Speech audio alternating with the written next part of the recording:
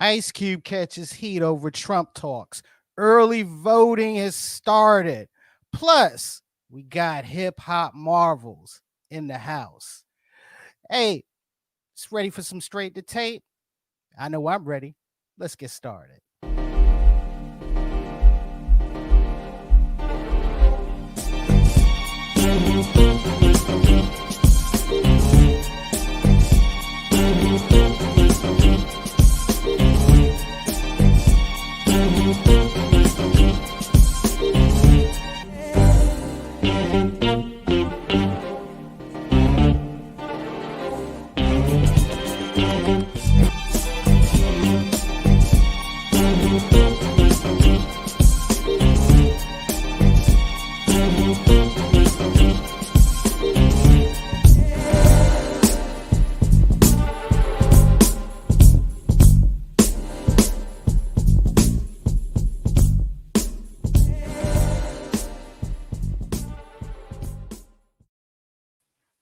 Giving you a unapologetic conversation. Welcome to Straight to Tape. My name is C. Perry Elysia II, the Mr. Fantastic of Podcasting's Fantastic Four. First, you know what it is, the First Lady of S2T, the quintessential hip hop mom, Keisha with a Y. What's good, Kay? Yo, what's up? I'm Keisha with a Y. I'm cute, smart, and I cuss sometimes. Hey, sometimes. All the time, okay? Okay, be real about it, baby. Be real. That's all I'm saying. Okay. And as always, our social media assassin, Mr. Number One, Rob Maximus. What is good, my man? I'm in the building. You know how I do, man. I'm here, ruggedly handsome, geekishly intelligent, and I'm here to bring a balanced perspective. And thank you for joining Straight to Tape.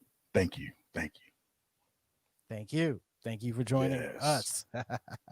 And as always, our permanent guest host, you can catch him live Wednesday nights, 9 p.m. Eastern Standard Time on Facebook and on YouTube.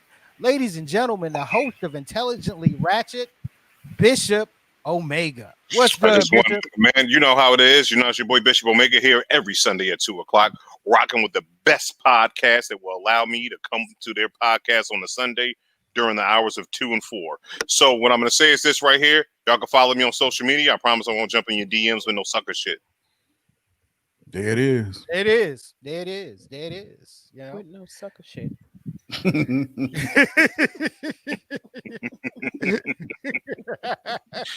Don't you talk about me, Steve. This is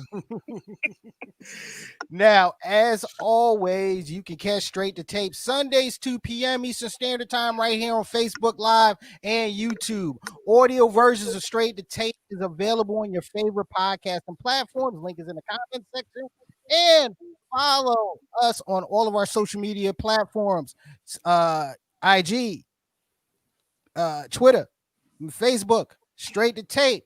And those that are joining us, look, go ahead and hit that like button. If you're joining us, share. Go ahead and share. Share the stream. Share the stream. Share it.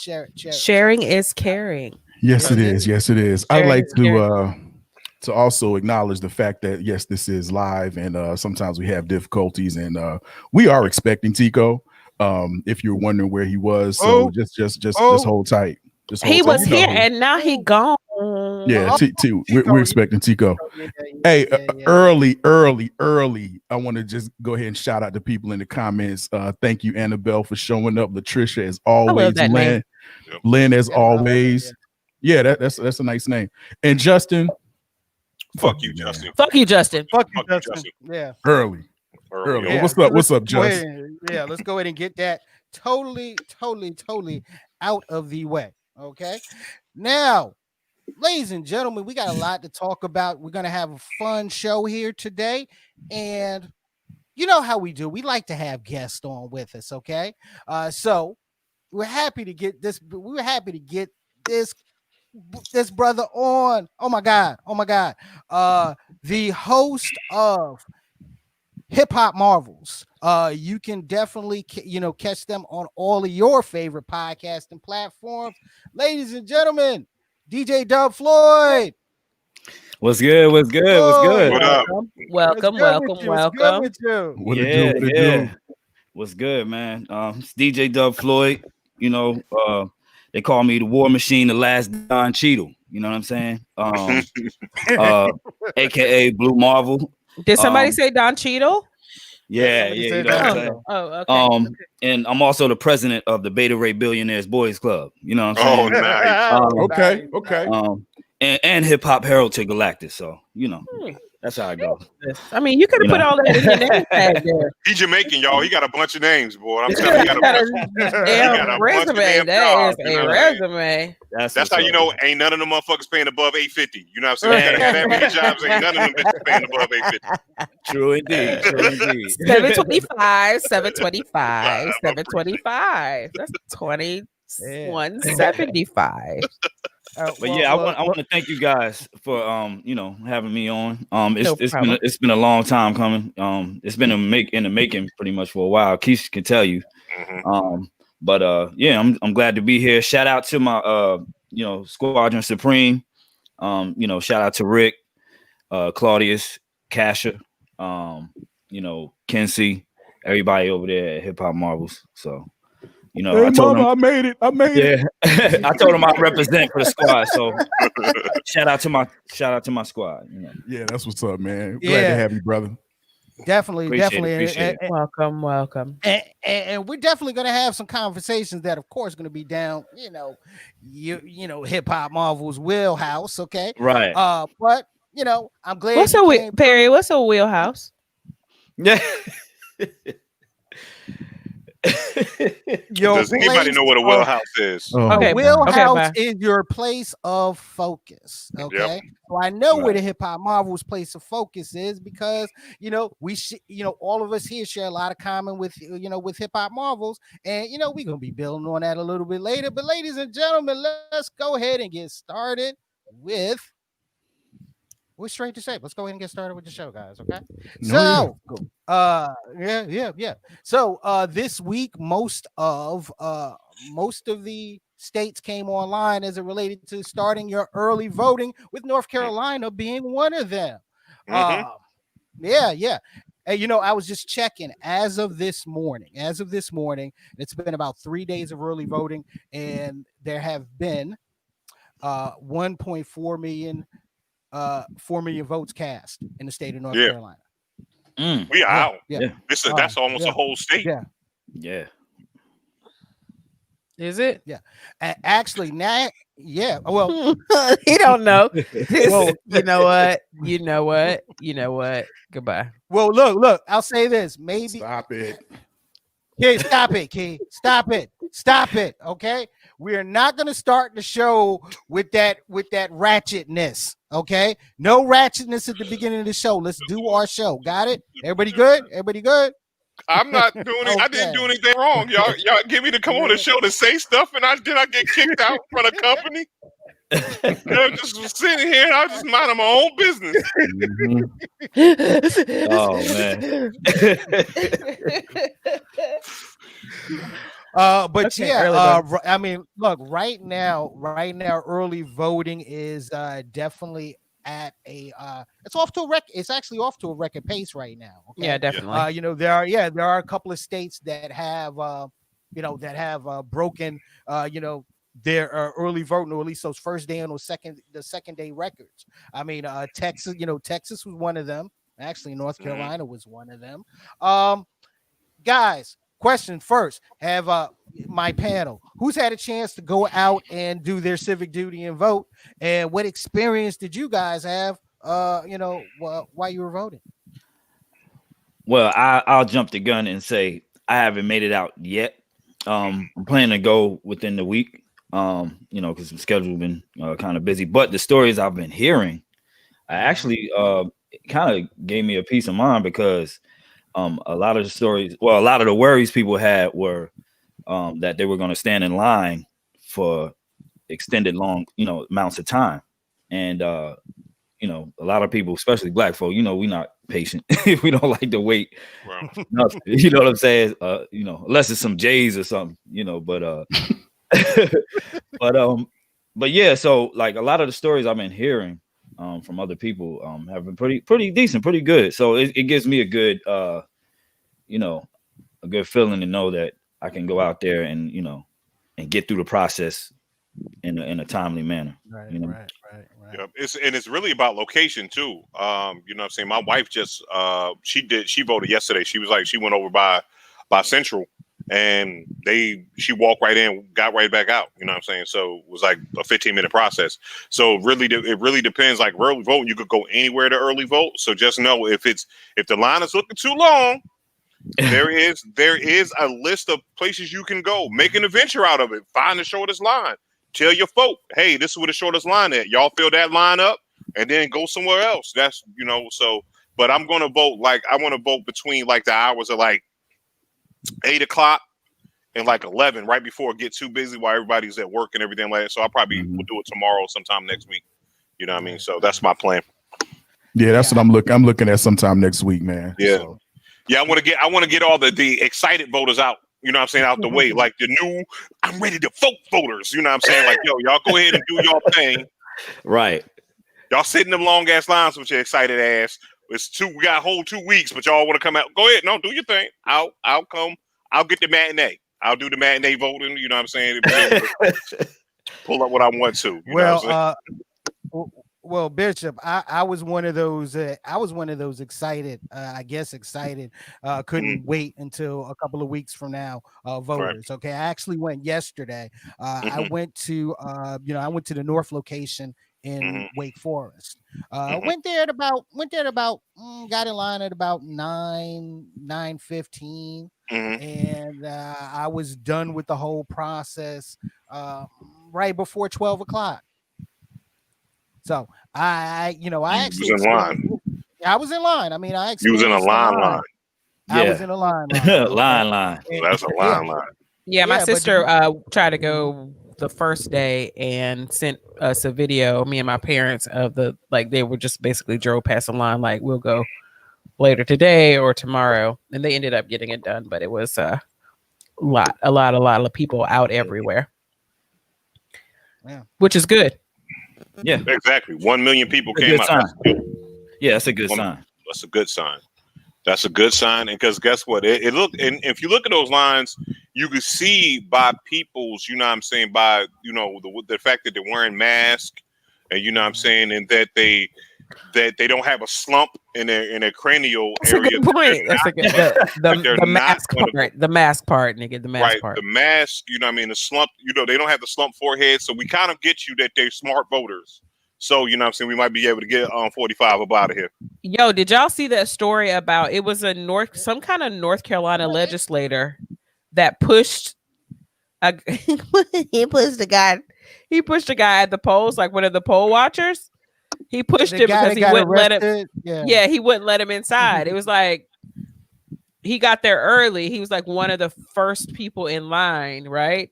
And they basically had an old man yelling match, and the legislator, actually, I'm trying to find the article and find his name, but he pushed dude. They called the police, and dude was arrested, a 3rd-degree misdemeanor. All He because should let me in. There's no reason why he shouldn't have. This is almost a direct quote. There's no reason why he shouldn't have let me in unless there is something crazy going on in there. Are you letting other people vote in there first? Push, police, handcuffs, jail. How old was the guy he pushed? I don't know. There's no information on the dude that he pushed. No party affiliation, no age, name, nothing. And he was like, at first the dude was going to not press charges against him, but then he decided to press charges against him. So now this dude is up for a 3rd-degree misdemeanor. Yeah, don't touch me. Yeah, I'm out here trying to do my voting, you know, or trying to get the excited voters, the vote voters out there, you know. I hear catching charges at the polls. How you gangster at the polls? How you gangster? I want to vote, my G. Bing, bing, bang, pow, pow. Republicans. Right. That's one of my favorite sounds ever. Yeah, out there doing them Griselda. Oh shit! All them fucking hip hop sounds. Don't say Griselda in front of Perry. Word. Wait, Don't worry. Hold on. We're getting into this later. Hold on. Everybody, watch this. Perry, Benny the Butcher. Push it, come on. Did We gonna anybody talk listen about to my trust me. booze? Did anybody listen to my booze album that dropped on the same day? We will get to that. We will get to that later. Okay, don't worry. All We right. got that Y'all one on tripping, deck. We know Y'all we're gonna tripping. get to. We definitely gonna get to that one later. Hold on, Mr. DeGaio, is he joining us today? Hey, Man, what in the world? Evidently, somebody put a daggone Perry voodoo doll in my damn Wi-Fi.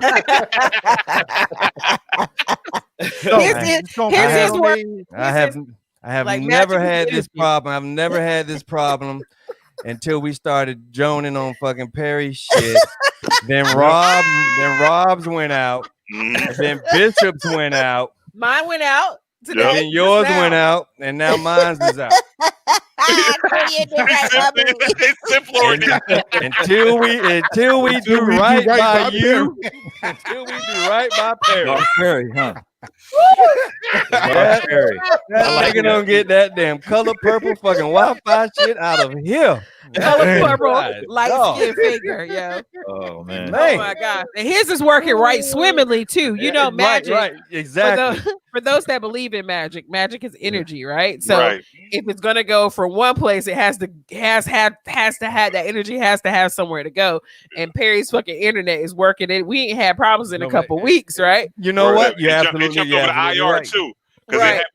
it was happening just on IR. It jumped Right, on exactly. this shit is like a that energy, that bad fucking internet energy, yo. Tico, COVID Tico. energy. Fucking succubus. What's going on, man? Hey Tico, he might have to change that password, man. From Harpo. The password is Harpo, man. You get Man, to change that. I believe it. It's gonna rain on your head, nigga. Come on, let's get this shit started, man. God, dog, I'm so damn behind. Hey, everybody, my name is Tico the Gallo, and yeah. The Jupiter retrograde. That's what it's called. Oh shit!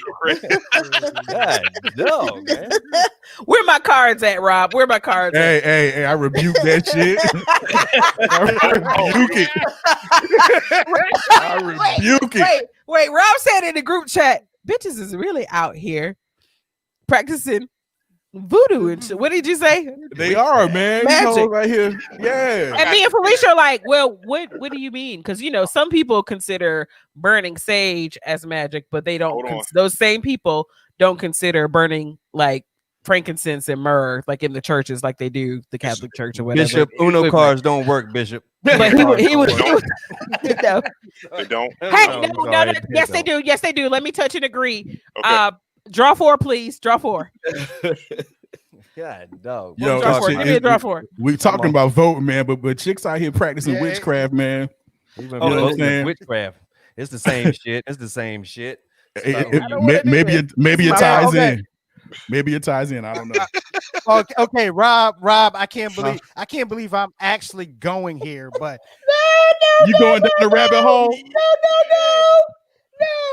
I'm Rob, sorry. Let's get back to voting. Rob, how does voodoo tie into all of this, man? Hell if I know. They both, man. I got it. They both start with a V and an O. Hey, there you go. Hey, back to voting. That'll do it. So yes, that'll do it. Back to people voting. are out. We'll talk about that later. But do y'all want us to talk about that now? Anyway, early voting. Yeah, I'm gonna get it in later on this week, man. You know, everybody, bishops, they all stop that. Look. Which would be crazy. Look. I'm not crazy. What was that? I am not crazy. Yo, I love it. I love it though. I love it. If you're listening to the audio version later on, the recording, please forgive us for not being able to see the foolery that's going on right now. But oh my goodness. Tico, no, Tico. Look, man, y'all think I'm crazy, man. These hoes out here practicing witchcraft, man. I'm trying to tell you, bro. Look, man, I lost a pair of drawers, and I found out I was in front of this chick's house for like a week and didn't know why. See? See? That's why you gotta be like Perry, don't wear none. You know what I'm saying? These hoes, you ain't gotta worry about if you don't wear no drawers, you ain't got to worry about losing them.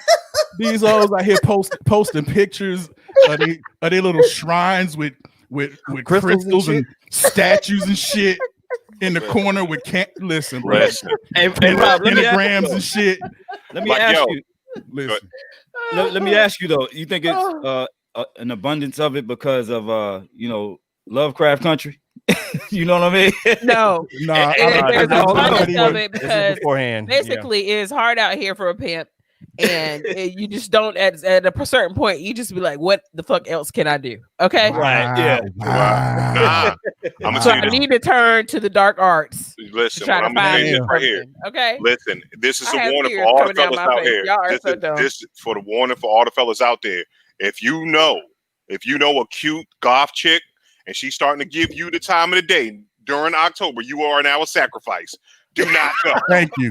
Do not go. Warning. Your ass is gonna wake up dead tomorrow. You are not gonna be the same coming out of that shit, Charlie. Don't you do it. Now a sacrifice. Right. You better go home with her ass if you want to. Come here, little lamb. Come here, little lamb. You better don't get her around springtime nor around October. The spring solstice or nope. Listen, you won't get sacrificed. If she ain't smashing you during like November and December, no, leave her ass alone. Your ass will wake up at Bohemian Grove and shit. Fuck that. Fuck with me when it's 40 degrees outside. I'm not dealing with none of this shit, No. I gotta go. I gotta console myself. Serpent in the rainbow shit. Right. But to kind of get back on like some semblance of a discussion here, this is the second week in a row this show has gone completely off the rails that we have planned. But anyway, I think it has nothing to do with Lovecraft Country, but it has to do with Lovecraft Country at the same time. Right. Simply because I think there is something to be said about that type of stuff, making it to the because art imitates life and all that type of stuff. Right. But there's been an abundance of this because Keisha kind of said it a minute ago. I don't know if you guys caught it, but there's been an abundance of this type of stuff going on way before Lovecraft came out. Yeah. And Tico said it too, way before Lovecraft came out. This stuff has been going on a long time, but now it's just like more and more people are coming out, like actually saying, I've seen people online, and like you see their little information on Facebook, like their little bios and stuff. Chicks out here telling me, I'm a witch. Yep. A Wicca. They came out with woke. They came out with the woke people. You know what I'm saying? It's like when we start waking up, that's when, because it's one of those things. It's like it's people grasping toward trying to get back to the roots of Africa, and a lot of times it's not witchcraft. You know what I'm saying? It's just normal voodoo and everything else. Is just normal like religion, African religion things or whatever, and they were taken away from it. So I think it's a lot of it is like we're grasping, trying to get that back. Then it's like, the cool sisters and stuff like that, like Erykah Badu and shit. You know what I'm saying? They want to be Erykah Badu-ish, so they start buying the candles and the crystals and you know what I mean, and doing all that stuff and changing the diets and all that stuff. So that's what I think. Okay, Bishop. Okay, so I know we've been talking about voodoo, but can we get back to early voting? No. Like the way I did that? Once we go down a rabbit hole of voodoo, if you don't early vote, then you're practicing voodoo. And let me stop playing. Oh my gosh. Going out there to the Holy Rose, boy. Right. But nah, man, I think yeah, but like I said before, man, early voting, please vote up, and vote, please. Yeah, I did. But it's like, actually, I did early voting. Sorry, P. I did early voting and had a real good experience. It was real easy, simple. Went in afterwards. Where'd you go? Roberts Park. which I thought was going to have a lot more traffic because they closed down the Chavis Height polling, but it really wasn't. Damu out there DJing, so stayed out there for a little while, chill with him, and shout out to DJ Damu. Yeah, man, he's doing a lot. That's dope. Yeah, that's what's up. Get out there and vote, damn it. Man, look, see, yeah. And I did have to share this that I found real interesting. I was listening to a pollster this morning, and he mentioned with a lot of the with the polls that of course have been coming out, all the way up to early voting, there will be, the polling companies will still be doing polls during early voting and up until the end of early voting, because of early voting. The polls that will, a couple of people predicted that the polls that will be coming out, while early voting is going on, will be a more accurate representation of what's actually going on in the ballot box. Because there's so many people. There's a larger sample. That's just math. They have exactly those. Because the sample size is bigger. But that here in Raleigh, they put out some fake boxes. So when people like drop boxes, they did some fake boxes here. Yeah, they did some fake boxes here. Yeah, fake boxes. Yeah. So make sure you go into the right spot. You know what I mean? Yeah, go in and cast your vote. Exactly. Real out here. Sometime between now and November 3rd, go in and cast your vote. Right. So, guys, moving on. Okay, so outside of early voting, I know one of the one of the biggest stories, that has gone on, especially on social media, the Ice Cube contract for America, and the sorry, I gotta laugh.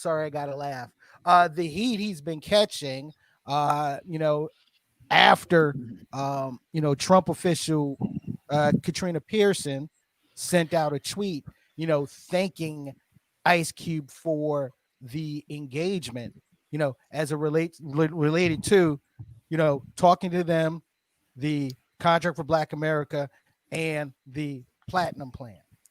Right. It's a full-time Jack move, son. Yeah. Look. Exactly. Wait, Tico, before you start, let's just set a timetable.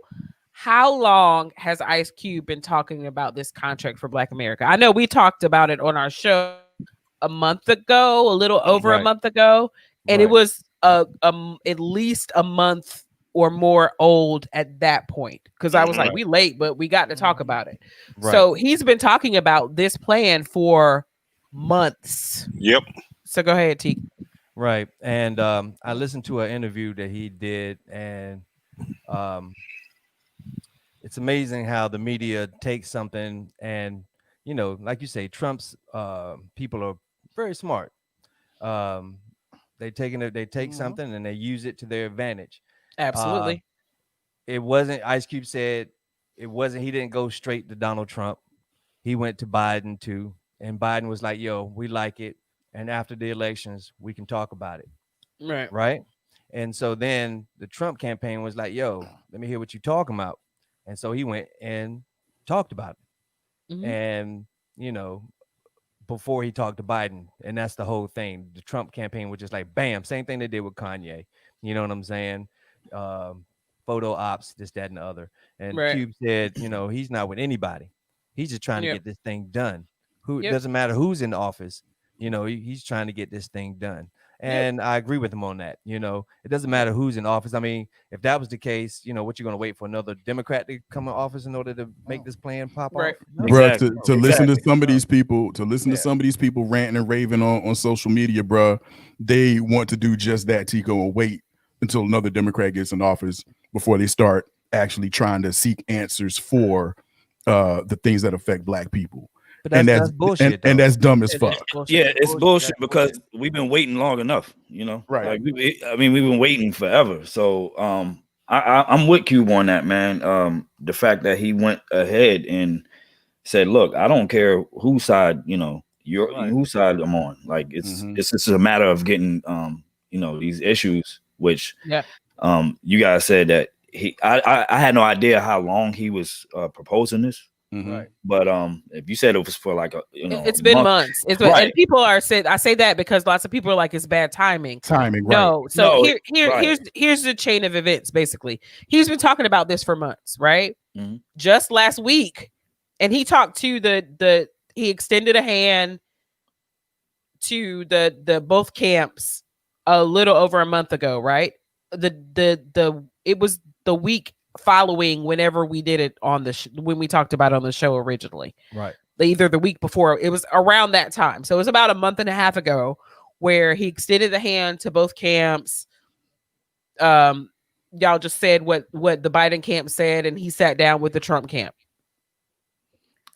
The same people that are saying it's bad timing and the same people that are clamoring to cancel Ice Cube are the same people that completely hate when racist ass Trump supporters don't follow facts, or they don't listen to what someone says, or they take what someone says and completely misconstrues it to try to prove their point. Every single thing that Ice Cube has said about this plan and about the predicament of Black people in America is the honest truth. He is stating facts, and that is not to be hip or whatever. This man has studied this and developed this plan, and anybody who's ever done anything trying to coordinate between yourself and different groups, 2 groups, 5 groups, whatever, knows that the plan you have at the beginning is not the plan that's going to come to fruition. It is a starting point. For sure. It's a starting point. And so people are, it is hypocritical, and it's not what we need. Like, I got a question. He's bringing up the conversation, and we at least minimally need to have the conversation. I got a question. It's like this. Why shouldn't he talk to Trump? Like, it's you know what I mean? Because it's at the end of the day, it's like this. You don't know who's going to win this election. So at the end of the day, speaking with Trump is probably the best thing to do at this point in time. Like, yo, I'm trying to help Black people. Like, I don't care if it's whoever's in it, but I'm trying to get out here and help Black people with these ideas. And they're willing to sit down with me. I'm going to want to talk. And the only reason why, because what y'all got to do, y'all got to understand technology when it comes down to this. Trump needs Black voters. So what you gonna do? Of course you're not gonna say we're gonna wait till after the election. You know what Trump's gonna? I'm gonna do it right now because I need Black votes. I need Black people on my side. And then with the fucked up thinking that they have is, I'll get Ice Cube to come talk to me. If they see Ice Cube is talking to me, maybe they'll vote for me. It's easy, like it's common sense. Well, Ice Cube said that, right? He was like, the Democrats have all these rappers and Black celebrities, on their side speaking up for them. Mm-hmm. He didn't say Trump doesn't have any, so I'm going over there. Mm-hmm. Directly after that, he says, I asked to speak to both camps about this plan. Right. And guys, look, sorry. Asim, I just had to jump to the comments right there. Asim, great point. There, the paper trail, he's mentioning the paper trail between Cube and getting a conversation with the Trump administration because his business partner is a friend of Steve Bannon's, okay, and helped broker initial conversation between Trump's camp and Jared Kushner. Jared Kushner is Jared Kushner is always the plug if you want to talk to the administration. Okay. Look, it's hard. I can't hate Cube for any of this. All right. Cube, I'll say this, Cube's one of the best statements that Cube's made out of all of this is that, Black issues are bipartisan. Okay. Mm-hmm. They're bipartisan. Absolutely. Right. Yeah. For sure. So yeah, you don't know, at the end of the day, you can listen. Yeah, I'll say this: you can listen to polls. You can track the temperature, of what's around you. But at the same time, you cannot call who is going to win. Right, okay. Yep. Mm-hmm. Cube's taking an opportunity to get that input in to talk to both sides. Okay. Right. He's taking that opportunity. Now, the questions about bad timing. I mean, no, I agree with bad timing. But that wasn't his timing, Perry. Pearson. Exactly. I know. Exactly. Listen, hear me out. It's like hear her me out. Perry. Go ahead. Hold on. Yeah. That was a bad timing on her part, putting Cube in this position. Okay. Mm-hmm. Yep. Which unfortunately is the part of this is what happens when you get your hands into politics. Yep. You have to be prepared for this kind of thing. Damn right. Exactly. Yep. Yep. It's everyday life. It's everyday life. I'm sorry, Key. Go ahead, Key. So that tweet was the equivalent of you going out on a date with somebody a month and a half ago, and then they see you on a picture of you on Facebook or whatever, and they get jealous. They get in their feelings a little bit, so they decide to post or tweet, "Hey, thanks for that hot date last whatever night," and has everybody popping about what happened when what people assumed happened based on that tweet didn't really fucking happen. Cube did not propose the platinum bill. He didn't propose the platinum bill. Right. Exactly. So they planned that. He met with them motherfuckers a whole month, at least a month and a half or a month before that tweet went out last week. Y'all need to read. It's like this right here. And you need to drink some milk. Just it's like everywhere. It's like okay, I got this freaking dope ass app I'm about to fucking put out. Right. But you know what I'm saying? I can't I can't go talk to fucking Dan. I can't go talk to this dude. He's a Republican, but he has the means to make my shit pop. No, if he's a Republican and he has the means to make your shit pop, then you use that. Just because, okay, if another example, Trump was in office for the last 4 years and he did some ill shit and he's about to raise taxes. What are y'all gonna do? Not pay the taxes because he's a Republican? Right. No, you gonna pay the man back? Regardless of who's in the office, you have to make the plays and make the ways to do what you have to do.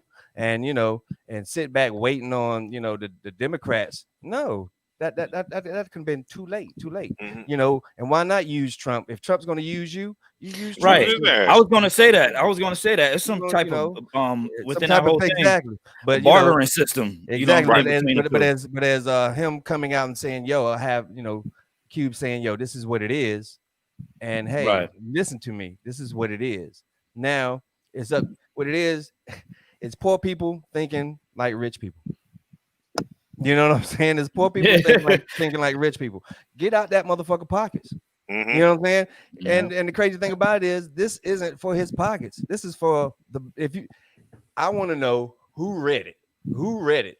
The people that says this, did they read the fucking contract or the platinum plan? You know what I'm saying? Either one. His plan. I read Cube's contract.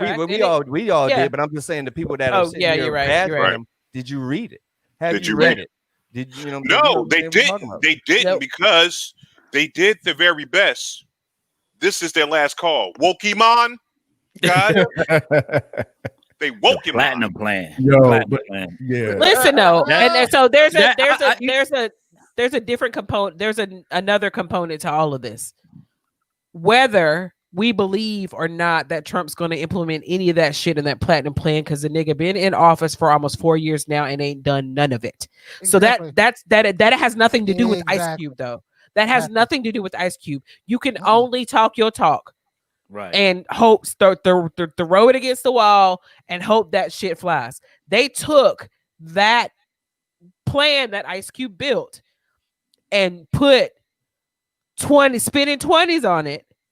and shoved it out to y'all asses. I was just getting ready to say that. I was just getting ready to say that platinum plan. I think Trump was listening to a lot of early 2000 Rockefeller. They put some D's on it. That like literally, you know back D's on Trump. Right. I mean, on Cube's plan.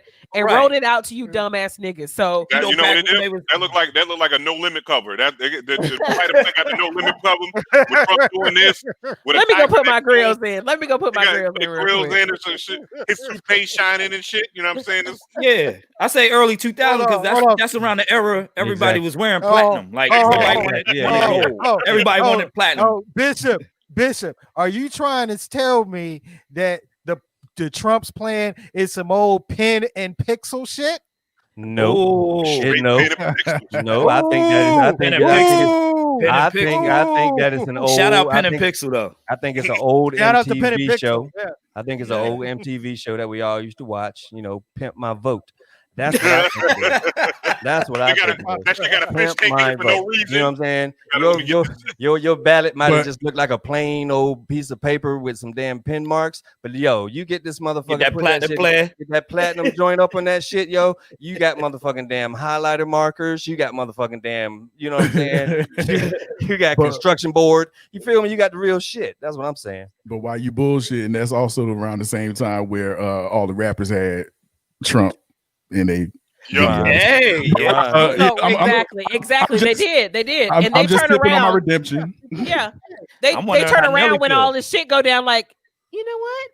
He used to be so cool. But I do have to speak on one comment. I know we wait until the end of the show, but one thing I will not do is let white people, and I love y'all, tell black people what anybody has done for black people except for fucking black people. So do not ever in my presence comment on what your mama or Trump or Obama or anybody has done for black people if you are not black. And I promise you that I will not tell you what anybody has done for you as a white person. I promise that. Like, that's some shit. Like, I'm all about open conversation and I'm all about empathy. That's my thing, y'all. However, you cannot tell me as a black woman, a mother of 3 black sons, a daughter of a black man, friends with many black men and women, what anyone has done for black people if you're not black. You can't. So stop it. Yep. Just stop it. Don't do that. And you know, when y'all go back to Trump and blacks, we have to remember too the reason why they put him in all these hip hop songs. Yeah. He was helping black people out. He was giving out loans when other banks weren't giving out loans. And now he's $1 billion in debt. The one lyric I could think of. That's what happens when you know us. You know what I'm saying? we will default on some damn student loans. And shit. So you know what I'm saying? The one lyric I can think of is Nelly. When Nelly was like, Bill Gates, Donald Trump, let me in now. Right. we still outside. We like, yo, I made all this money. Right. Yeah. Y'all gonna okay, so sit out here. Right. Okay. Yeah. That was back now. That was back then. Now, but now, he ain't doing shit for now. Back then they didn't want me. Back then it was all gravy. Now you got fuck Donald Trump joints. If I go back into my memory banks, I remember Trump walking the red carpet with an African American female. Was it Omarosa? Nah, it was before that. It was like back. Who was it? Iman. I mean, it could have been any number of them. Yeah, I can't remember who it was, but he did. But the nigga's so disgusting. Like, it's not like he's Brad Pitt or George Clooney. Let me tell you, when you got a whole stack of motherfucking Benjamin Franklins in front of your ass, you're very attractive. Some of them. You know think like that. You know what? You do look like you got a forehead just like Benjamin Franklin. You do. Yep. Your head, your chin. Like that. Guys. Yeah. Okay, so look, back to Cube. Okay, Cube. I have seen Cube make the rounds. Outside of the video that he did on his IG page, did get a chance to catch the interview he did on the Roland Martin digital show. guys, you ever get a chance to check that show out, definitely check it out. Do that. Which was once again him explaining himself. He got canceled from an appearance on CNN, and then got re-picked up to appear on CNN again, which he did this past Friday night with Chris Cuomo. Interesting. Yeah. Once again, explaining himself and explaining that, he's not endorsing anyone here. Okay. It's more about seat. It's more about, seat at table, because once again, we don't know who's going to win this. We don't know who's going to win this election, period. Okay. So why not, so once again, why not talk to both parties? Okay. Which he did. Okay, which is what he explained. He did one was more than the other. Okay, because look at it this way. Okay, there's nothing saying that he would not have that conversation with the Biden campaign after the election if Biden won. Right. True. Okay. Right. And but what it is like this: Biden has to win. It's like this: the Biden camp did what they were supposed to do, because Q, what you got is good, but we got to concentrate on getting this motherfucker up out of here, and we're gonna talk to you later. Trump is already in office. He got not only that. I was sorry, Bishop. Sorry, and not only that, Bishop. Okay, not only that, but the Trump campaign talks to an influencer like Ice Cube. All right. Right. Who might have the influence to influence targeted black men, right, who are not, who are not totally under the Democratic umbrella. Okay. Right. Yep. If you get, depending on where you can push that number, you can push that number to the direction to where you need it in the election. Not saying, not saying it's about support, but once again, it's still about a political game to win an election. Thank you. You said something very key. You said political game. That's what I said earlier. Here's the deal. It makes more sense. Here's the deal, man. And this speaks to something that I've said long before Straight to Tape. I've been saying this for years. Like, stop being so emotional, whether you love them or hate them, over these politicians.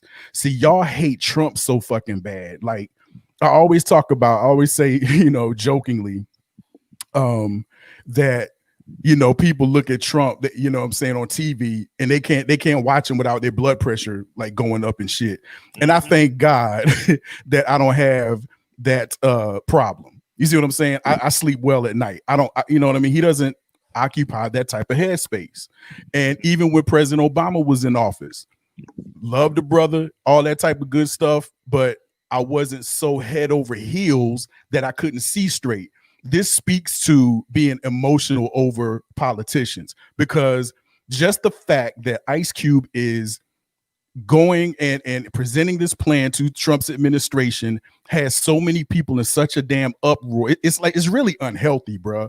Like, you know what I'm saying? People canceling Ice Cube. How you canceling Ice Cube for what? He's trying some shit. He's trying. Like, you know what I'm saying? Like, how somebody explain to me in the comments or somewhere, hit me, text something. Why does that make Ice Cube a sellout? Just because he merely had a discussion with the Trump administration? I mean, come the fuck on, fam.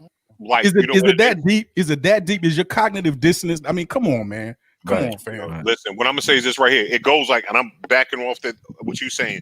You're too emotional attached to whoever is on their power. It's like this. And again, and these are people, when you said the headspace, during the day, how many times does anybody on Straight to Tape actually think about Trump outside of the other shit you have to do during the day?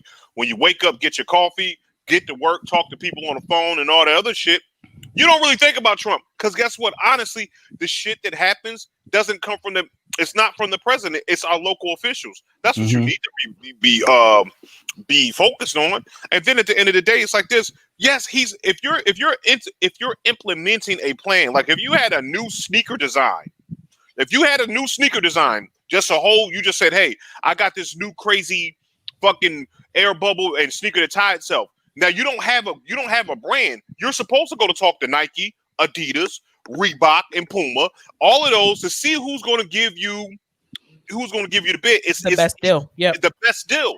And that's the same thing with this plan. If you come up with a political plan, like, well, how else is it supposed to happen, y'all? And he can't. If Trump wins, well, they just supposed to say, well, since Trump win, I'm not gonna let him get my plan. I'm taking my ball and go home. Right. This is why you motherfuckers are not politicians, and you shouldn't talk about politics because you don't know how to get shut the fuck up. Just shut up.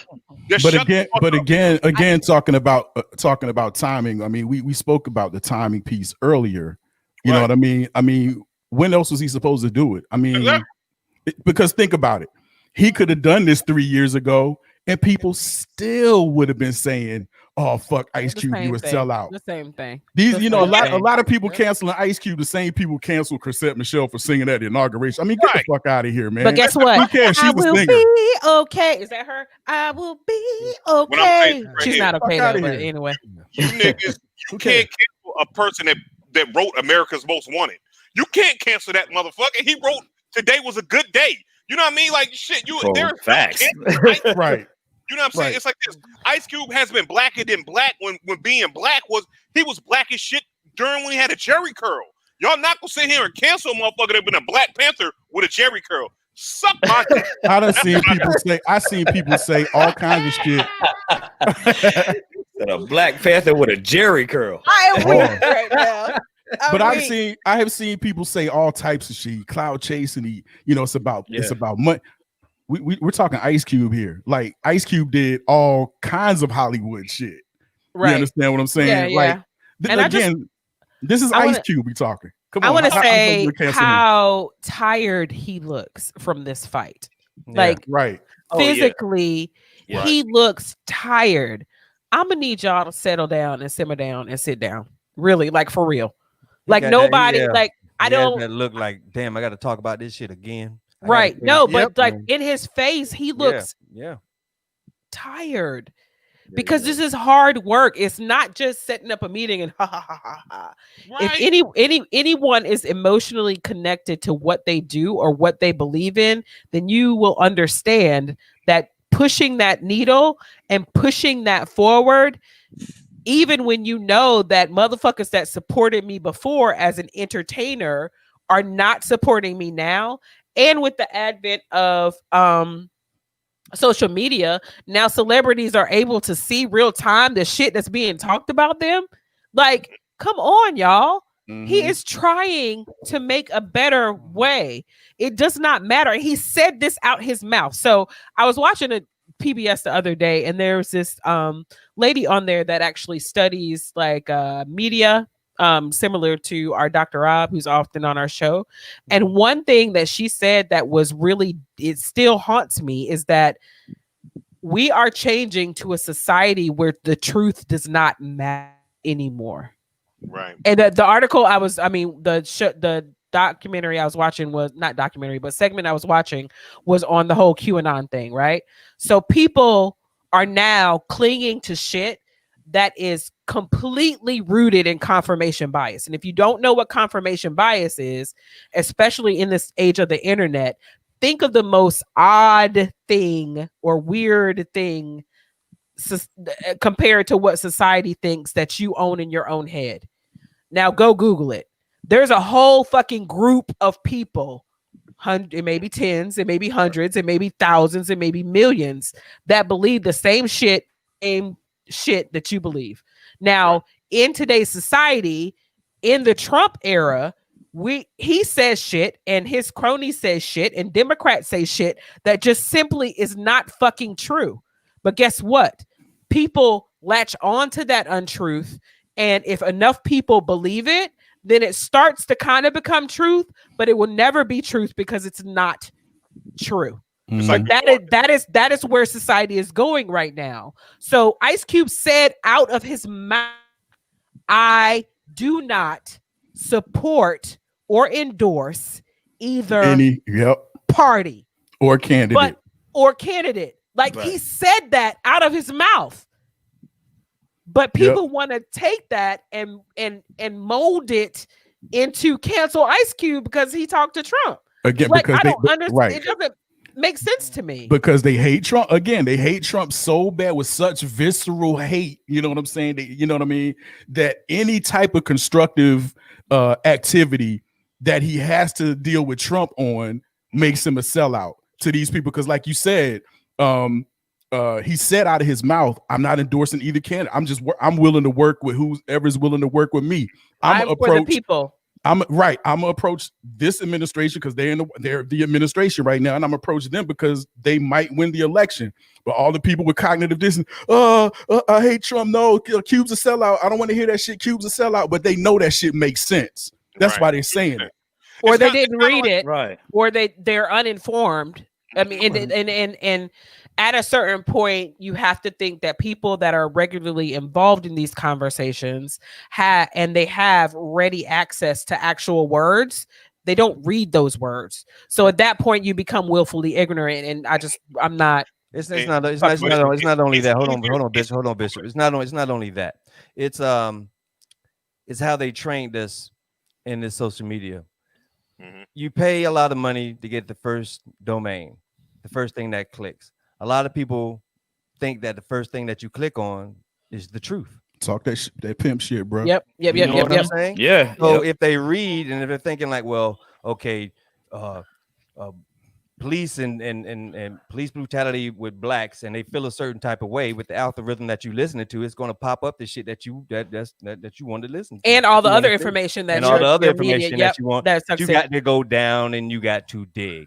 The shit that's on top, that shit is fluff. And they train you when you were a child because when you get your kid and they go to YouTube and you put up some shit like Pepper the Pig or something like that, it comes up automatically and it plays. Yep. So it's in your subconscious. That top of stack. Exactly. It's in your subconscious. Like the first thing that you click, it works. It's the truth. Like the other day, Tico, I literally Googled, and I consider myself a very good Googler. Like there's an art to Googling and getting that long list of shit that you have to like click to and the filtering next page. Through bullshit. Right, filtering through bullshit, right? But I literally, I forgot.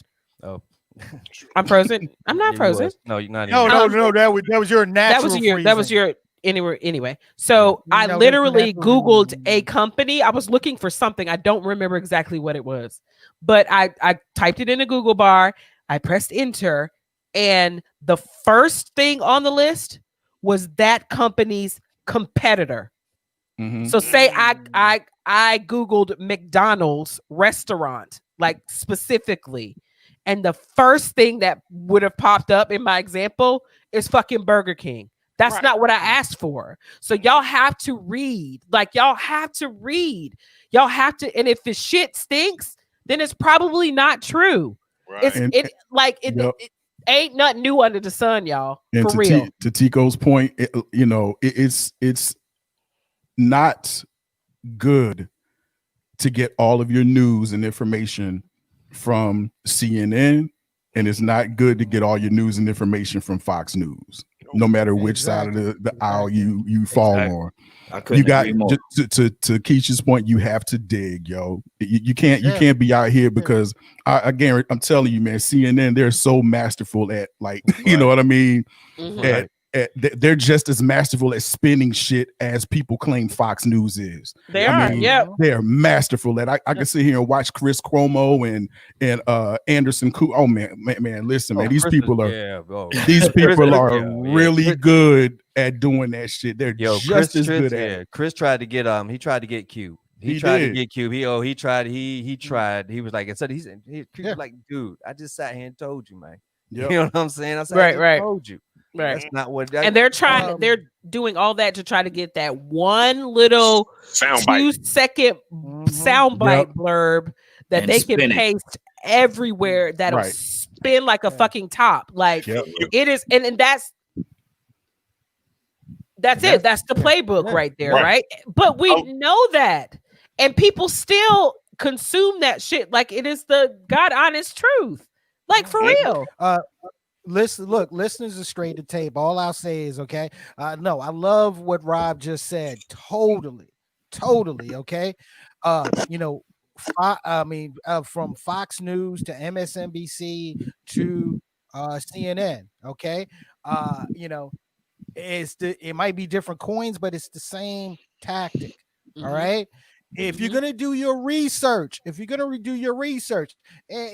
and you all know internally, I say this all the time. Okay. Start with the Associated Press. Start with AP News. Okay. If you go from AP News, then go to BBC. Okay, absolutely. Filter it down, and then filter it down from there. See how the world sees us. And also do this right here. Understand that you're stepping into a place that you don't know. If you don't know a lot about, then guess what? Have an open listen to both sides. That's what I do. You know what I do? I look at both opinions. And what you have to understand is that this right here, always realize that your opinion could be absolutely fucking wrong. When you come into that not knowing everything, guess what? When someone tells you something that's different, look at it. Where does that come from? Why does that drink? Because what you could do, you could spin off into something else and change your thinking. So take yourself out, take all your emotions out, and listen to both sides, because you're dealing with an emotionalist. This politics is not like, for real, me, Rob, and everybody, just like we have different football teams and stuff like that. And you might hate the other football team during football season, but guess what? After the game is over with, I still go to their house to drink beer. I still have a cookout. Guess what? That's what politicians do also, y'all. Exactly. They got y'all out here hating motherfuckers. Like, listen, and guess what? Losing minutes on your life and shit. Like, really? They roommates. They be like, yo, yeah, man, shoot, I see you at the crib. Okay, do. You know what I'm saying? Listen, speak to the house. The greatest lemonade album ever. Right. I'm gonna say this as well. Look, guys, this is the reason why I love our platform, Straight to Tape. Okay. We don't all agree up here. Okay. We don't all agree up here. All right. Some of us might lean left. Some of us might lean right, okay? But I'll say this, we do still have the conversation, okay? I mean, look at us. We're talking about it, okay? Some of us are light skinned, some of us are dark skinned, some of us are brown skinned. But what I'm saying is, we're sitting up here talking about it, okay? But we're talking, okay?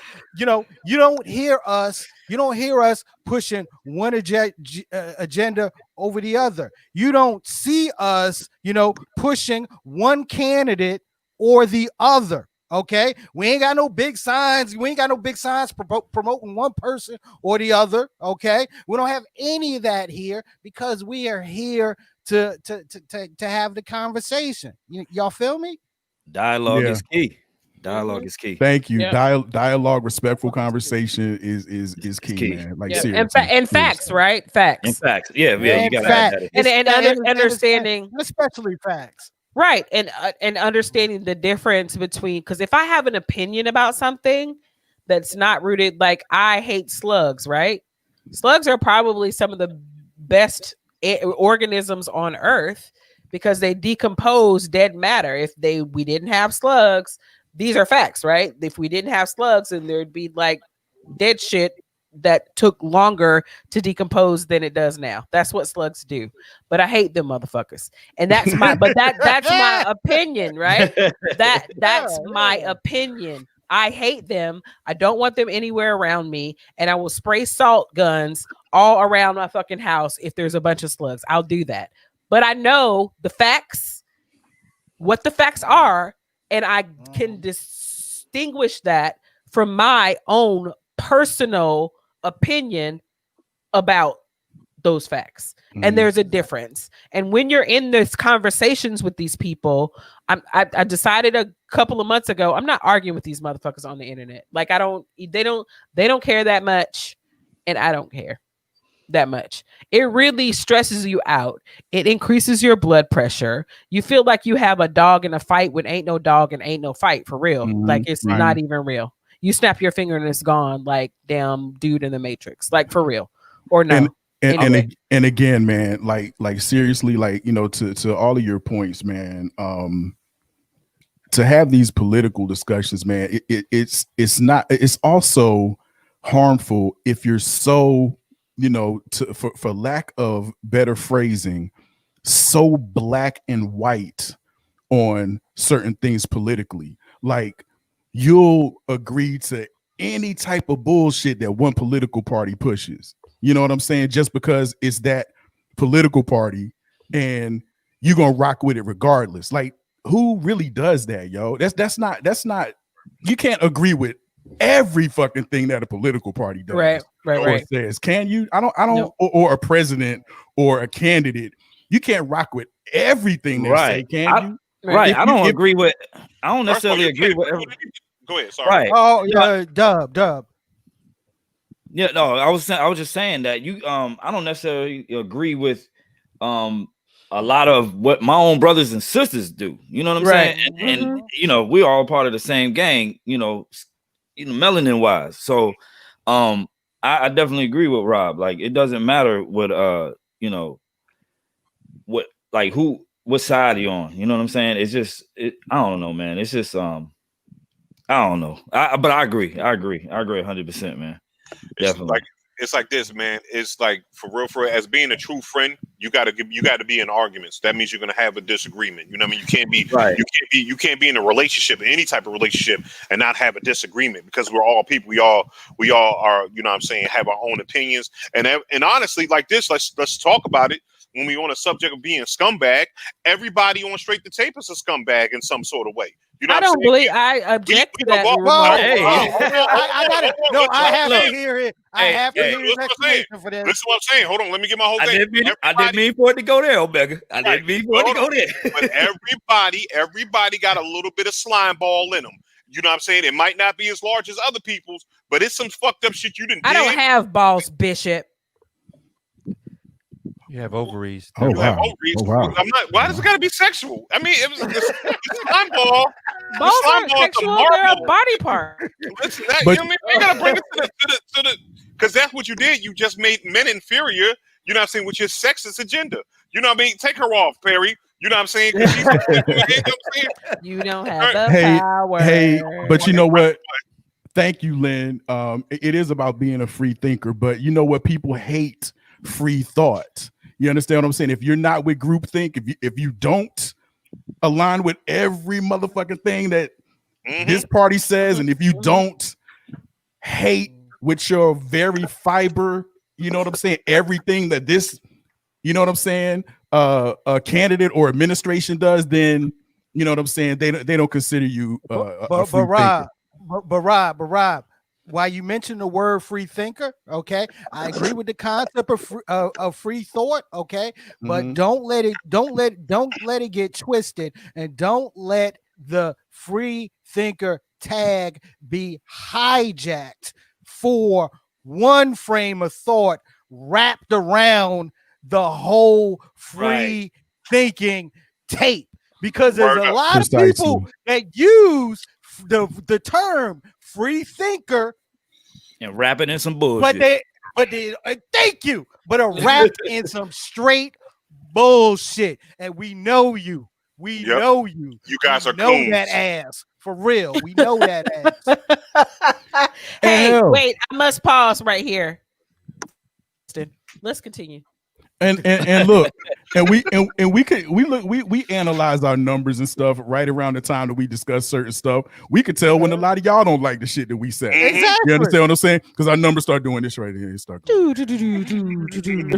trending down a little bit because these niggas ain't, you know what I'm saying? They're all on my side. They're not on my side. You know what I'm saying? Oh shit. Oh, here they go. Here they go. Here they go. So you know what I'm saying? People it went back up.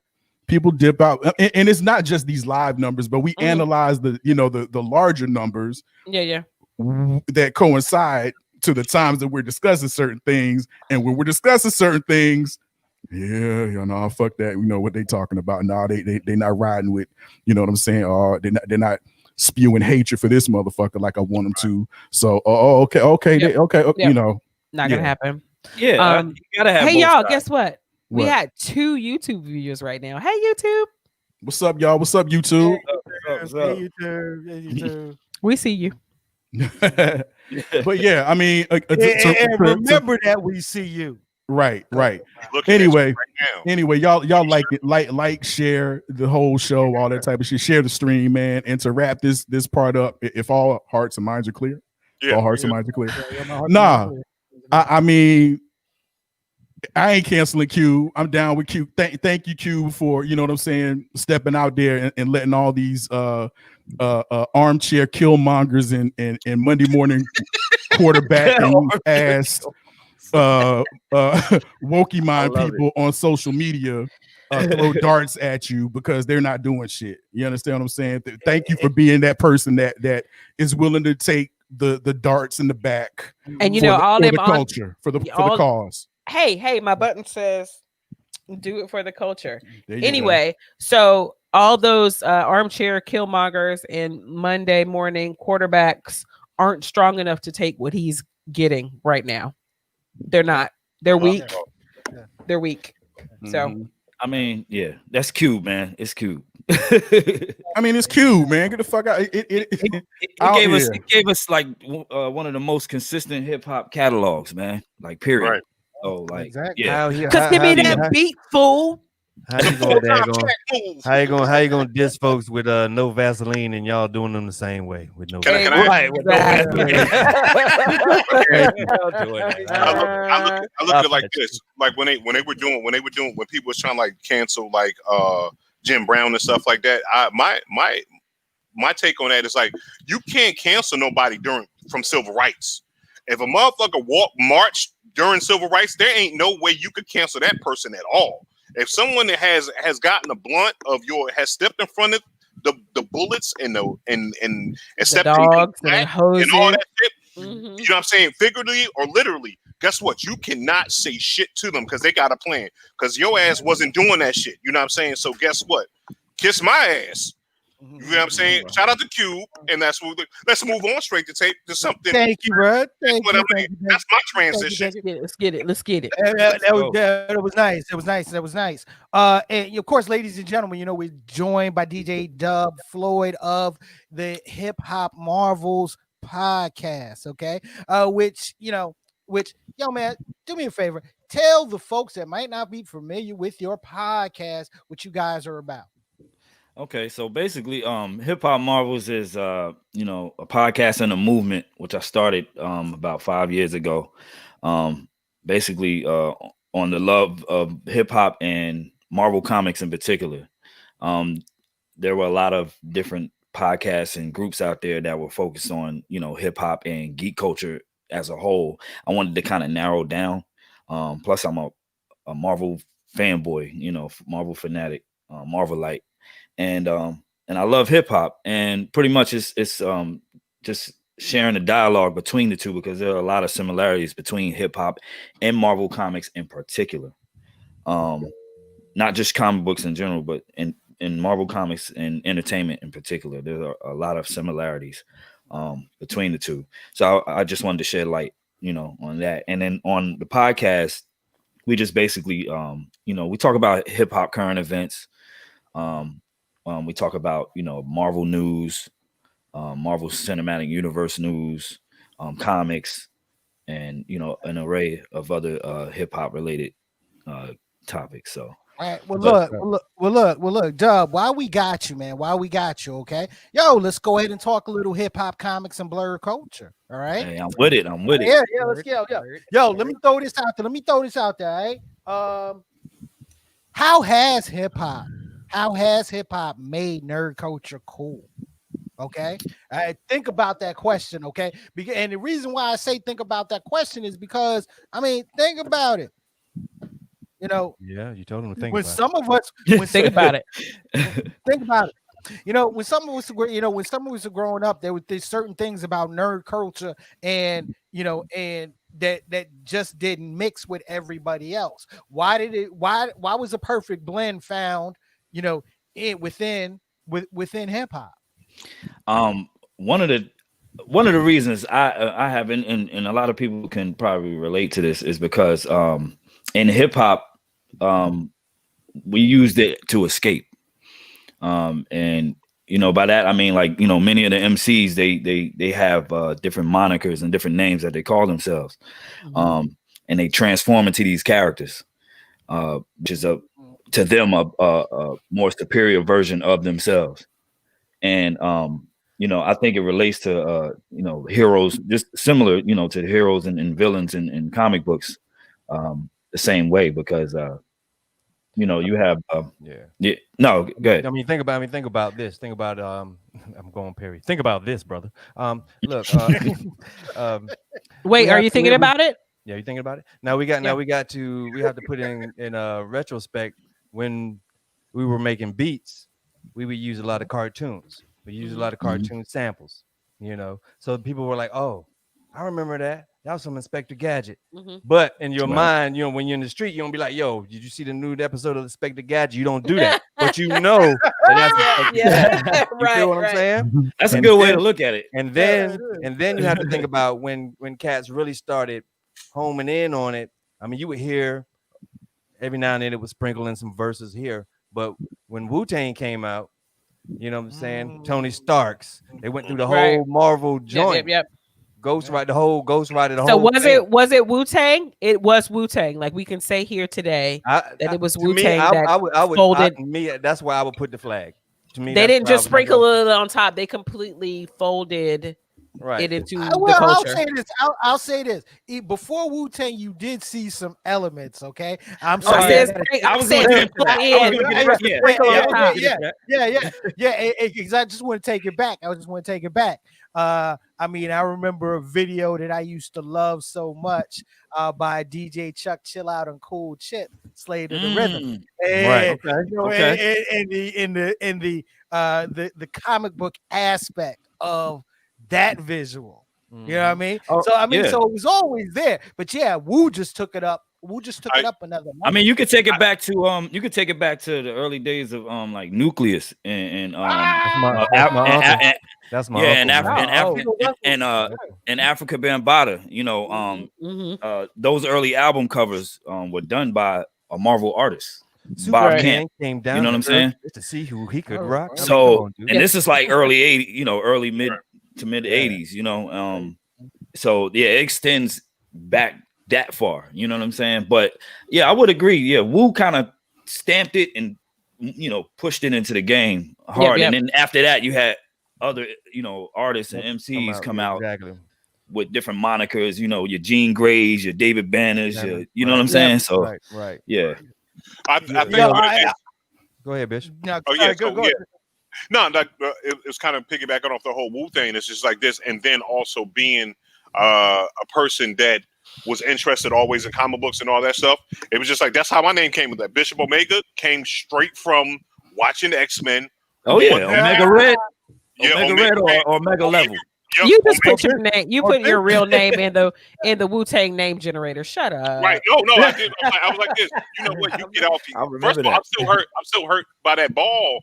That you can't have slime balls if you don't have balls situation. So you be quiet, lady. Okay. So now we're back. We're back to what I was talking about. Lady. You know what I'm saying? But no, you got evil ovaries. But listen, what I'm saying is that, you know, I did that and I was like, you know, and while listening to Wu-Tang. Because I was like, I just can't be Omega Red. No, I'm already light skinned. That shit ain't gonna work. So I took the Omega part.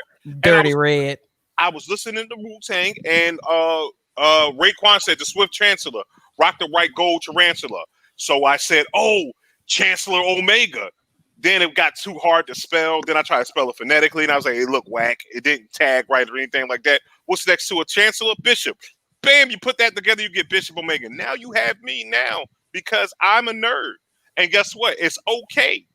And I think that a whole bunch of the reason why the nerd culture came into hip hop, because there's a whole bunch of me's out there that wasn't street niggas, that didn't want to sell drugs, never sold a key, but still could still. The backpackers. Yeah, right. The backpackers. And then you get into that backpack culture. And along with backpack culture, you got that artists and you got graffiti artists. And again, graffiti artists also look at comic books heavy for ideas and all that stuff. So that's how you get this whole, you know. Yeah, it was just a natural. I'm proud of you, boy. I'm proud of you for that. That was good. It was just a natural, you know, it was so organic the way they you know, came together. But I'm sorry to cut you off. But do you think that is jacked up? Do you see a lot of racial tones in that community? Because you would think that the comic book community wouldn't have that because they're pretty much shunned like nerds or something like that. Right? Yeah. They're getting that whole thing, but I'm hearing that there's a lot of racism going on with inside. The whole geek community, even in geek culture. Yeah, I mean, like like when they do what's that? Comic-Con, Comic-Con, like that, when blacks dress up like white, yeah, like the appropriation and stuff with the characters, with certain characters, like for example, you remember when the former DC Universe, now HBO Max series Titans was first being launched, and what was your girl's name? Dejana Jop. That was cast for Starfire. I remember the uproar. There was an uproar within the community, because a black character was playing Starfire. First of all, Starfire is orange. An alien, an orange alien. So she's from the same planet as Trump is. See, that's what I'm saying. See, so that's what I'm saying. We can't help. Man, stupid as hell. I'll see myself out. I appreciate it. Thank y'all. And to piggyback on what Bishop said, out of all the space movies that I've seen, and I'm a sci-fi fanatic, I have never seen a planet with just black people. So yes, you have. We just can't have a planet with black people. I mean, if they do, we have to have like a fucking we have to have a damn turtle shell on our head. Something has to be wrong. You know what I'm saying?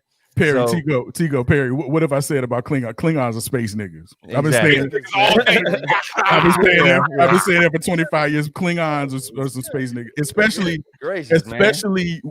when Star Trek: The Next Generation came out and they started really employing a lot of black people to play Klingons, like Michael Dorn and Tony Todd, two people that basically to me took over that role and defined it. They defined Klingons and like, you know what I'm saying? They killed that shit.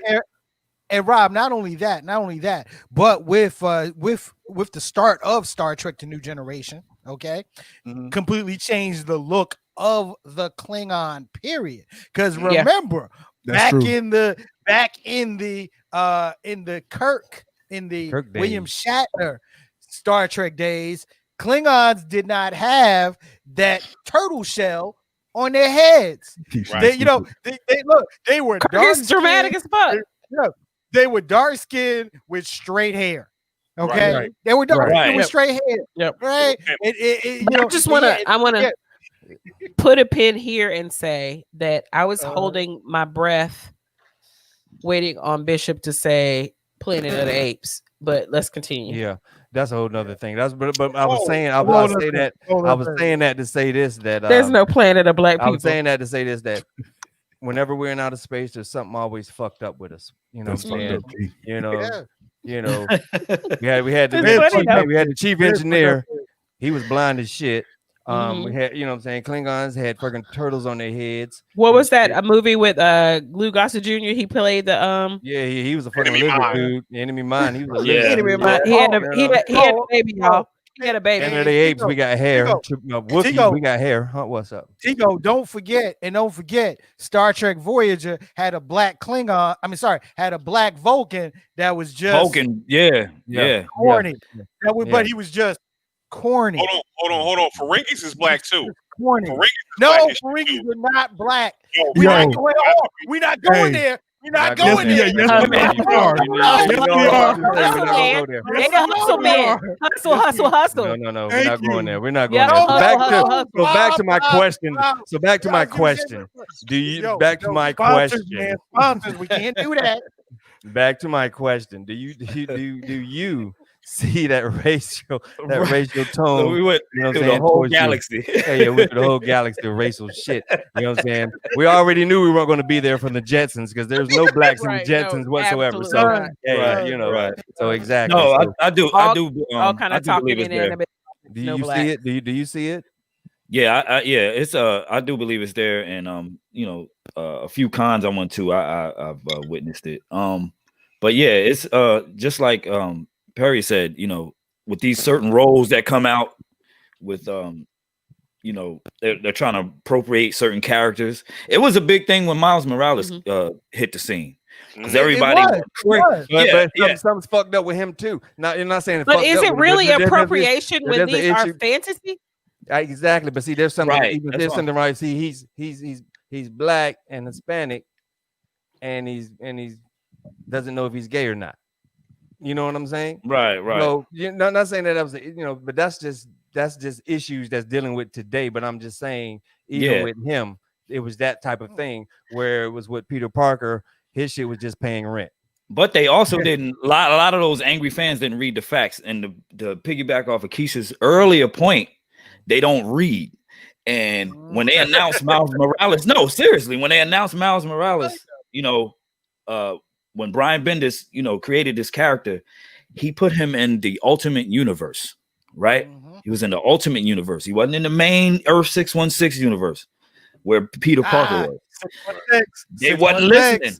Right. They wasn't listening, you know. So when it came out that, oh, we got this half black, half Hispanic, you know, kid, you know, he has spider powers just like, you know, Peter Parker, and you know, everybody went crazy. Oh, I can't wait for that. I cannot wait for that. You know, they went crazy, but not realizing that this, you know, this character was set in the Ultimate Universe. Right. You know what I'm saying? Which are two totally different universes. They didn't take time to read, but eventually he you know, he moved over to the main, you know, Earth 616. But it's just like, you know, like I said, to add to Keisha's point earlier, people don't, you know, when they get this information, they don't look for the facts. They don't. Exactly. And I'm gonna say some little nerd shit, like in big people shit. Like representation matters. It does. Like, and I told this story before, and I'll give y'all a high level. My mom and dad did not allow us to have no white, nothing. Me and my little sister. So if I didn't have no Cinderella, I ain't have no Snow White, I ain't have no nothing. And back before there was Black Santa Claus, my mama would paint it black. So I as a child, I had that representation, but it didn't exist in a space where I was able to share it with my friends, for example. So being a Black nerd and loving sci-fi and horror and stuff like that, and still not seeing us truly represented. Like, yes, Klingons are space Black people. They are, but they still don't look like me. They still aren't the heroes that the people that despise when a colored person gets a role that they don't think they should have, when all their fucking lives they've seen people that look like them and look like their mothers and their sisters and their fathers and their uncles basically succeed in these fantasy spaces. And those people are they retreat to those fantasy spaces because oftentimes real life isn't the shit, but they still get to see people that look like them, that gives them hope that I'm going to make it one day. Even though it's fantasy, it still gives people hope. So that lack of representation in the sci-fi world, up until just recently, really, I'm not saying comic books, I'm talking about like live action movies, cartoons on TV, streaming shows, all of that good stuff. Up until recently, we were not there, or we were there very minimally. And it is important to have representation so that your children can understand that it is cliche, but anything's possible, like for real. And so for an already marginalized group of people to not understand that is troubling. And my kids are gamers. They're into that whole world. And there's a lot of that goes on there as well. Like this generation, they're super fluid, but you get what you learn from your parents, right? So that representation that may go to a Black Spider-Man or a Black and Hispanic Spider-Man that you're used to and you came up with as Spider-Man. Right. Spider-Man is white. Right. it cuts them. It cuts them, and they don't understand about sharing that representation because there's too much out there not to. I will say this too. For the parents who are geeks, blerds, or I would say to go out and support these indie comics. There's a lot of Black independent, a slew of them, of Black independent comic books out there with dope characters, and that you can put your children onto early. I always say, I mean, of course, we grew up in an era where like the superheroes were just put in front of us. Like we saw what we saw. We saw Spider-Man, Superman, and to add to Keisha's point, they didn't look like me. But now we're in a space to where we have more of that in mainstream media, more about our culture being represented in mainstream media, to the point to where now, parents can share that with their kids. So it's a key. It's important. So my advice would be to go out and support these independent comic book artists and writers out there. Right. Like I used to read Blue Marvel. And he's a DC. That's one of my. You talking about Blue Marvel or Blue Marvel? There's one in Marvel too. Yeah, there's Blue Marvel in DC, and I read. Not too many DC comic books I read, but I read his, and his backstory. He was here. He was a superhero before Superman got here. He his powers allowed him to age slowly. But when Superman came on the scene, he just retired and sat back with just like, well, fuck it, I'm done. You know what I'm saying? He had some other shit with the government, but he was just like, yo, fuck it. So, that tells me that, it hits towards our stories. You know what I'm saying? Like, we were there.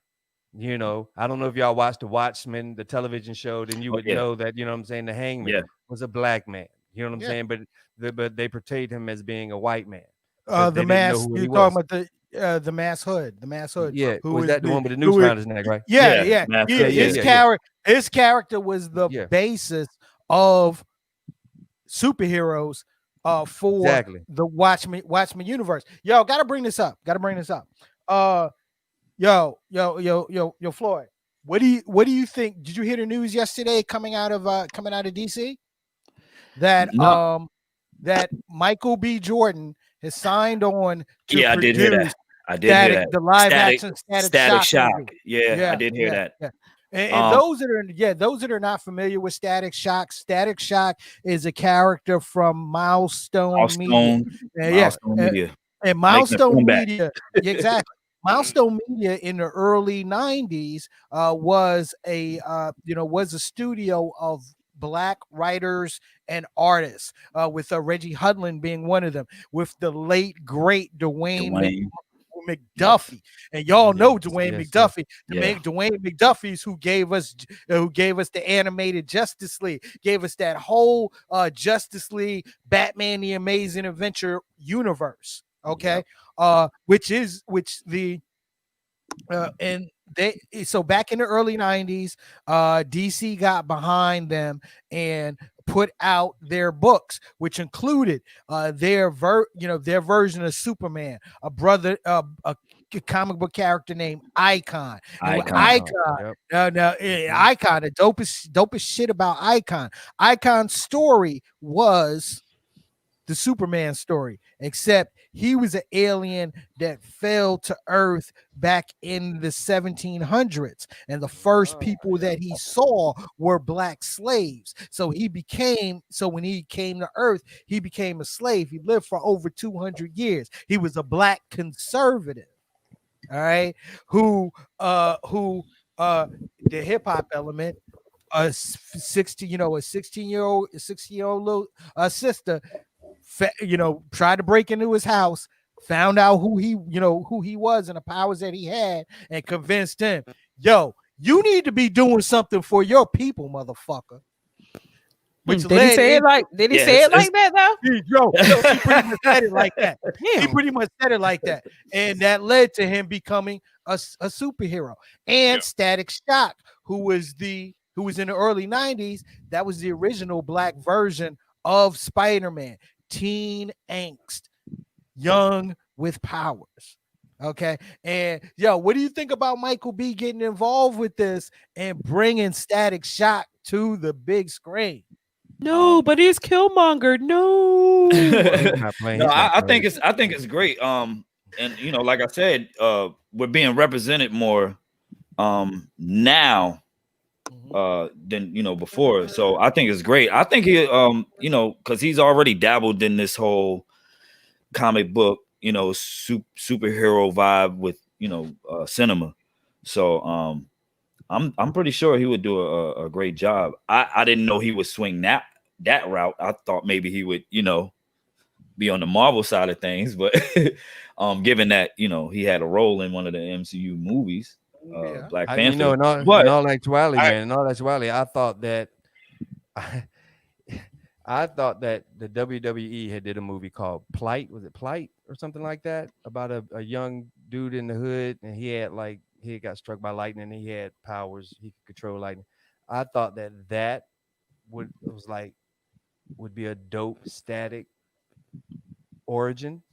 Have y'all seen that? Have y'all seen that? It's a superhero movie that the WWE had I think I've seen the previews of it. It's called Plight or something like that. And it's dope, yo. And I think you can do a you can do a Static at this time and point, because you have kids, who could relate.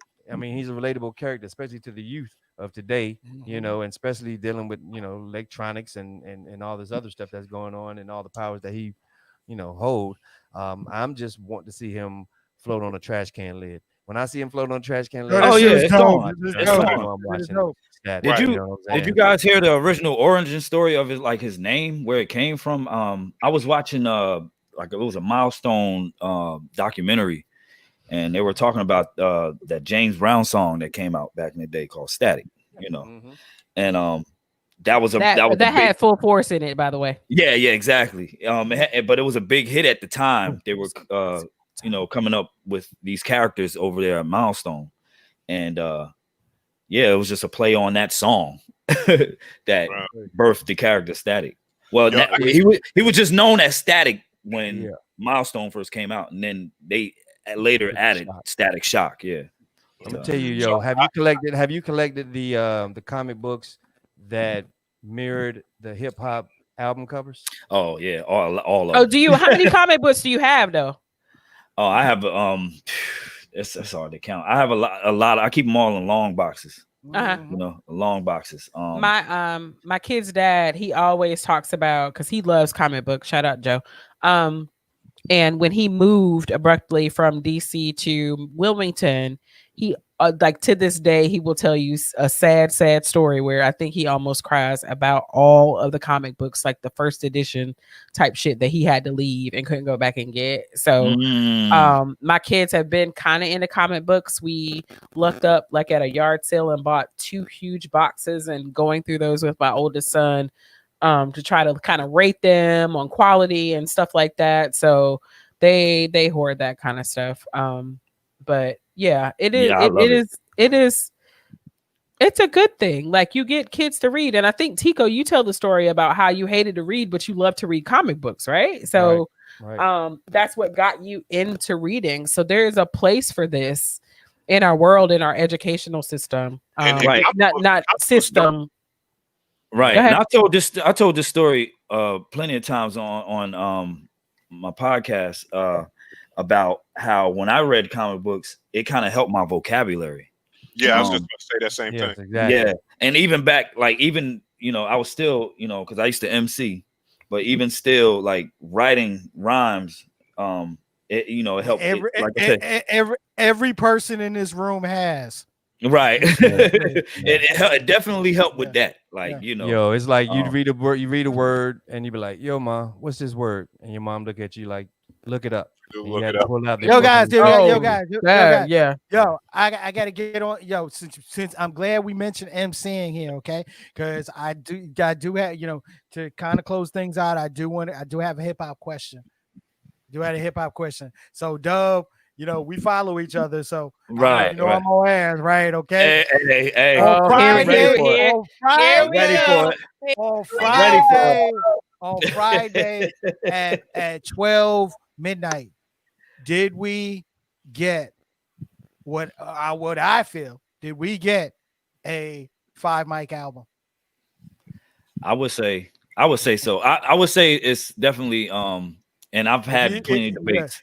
And ladies and gentlemen, if you don't know what we're talking about, Griselda MC Benny the Butcher dropped his which was really his major label debut with Shady. He dropped his solo album, Burden of Proof. Produced all by Hit Boy, who is on a great run this year. Like he's on an incredible run this year. Incredible. With what he did for Nas on Kings of League. I ain't even gonna front. I listened to the album. And yo, dude, it's fire. I ain't even gonna front. It's fire. It's fire. Yeah. I ain't even gonna front. It's fire. But yeah, a 5 mic album. Yeah, I would say so. It's definitely in my top 5 so far this year. And that's up there with Alfredo too. Like, you know what I'm saying? So like it's definitely up there for me. I was definitely surprised because at first I remember first hearing about Hit Boy producing the whole album, and I was kind of scratching my head. I'm like, I wonder how that's gonna sound with Benny. Same way. Yeah, I was like, but he definitely did it justice. His production was amazing. And Benny, he's a great MC, and it's crazy because it's crazy. I was having this conversation with Finney, and we were talking about we were talking about Finney. Shout out to Dunny. Shout out to Dunny. Yeah, it's man, been a many while, names and stranger. many hats. Chef extraordinaire at this point. Chef extraordinaire. Right. Yeah, it's been a while, stranger. Mention. If you're watching, it's been a while, brother. Check in with your people. Right, gotta mention that. But I had the same conversation, and we were talking about how a lot of the releases from Griselda are like on the list of competitors for like the top albums this year. Like, you know what I'm saying? As far as hip hop is concerned. So I mean, that's telling, that says a lot from, coming from I would say they underground label. They're not on the radio, you know what I'm saying? They're not getting mainstream plays. It brings us back. It brings us back to what Rockefeller was, what Bad Boy was. Exactly.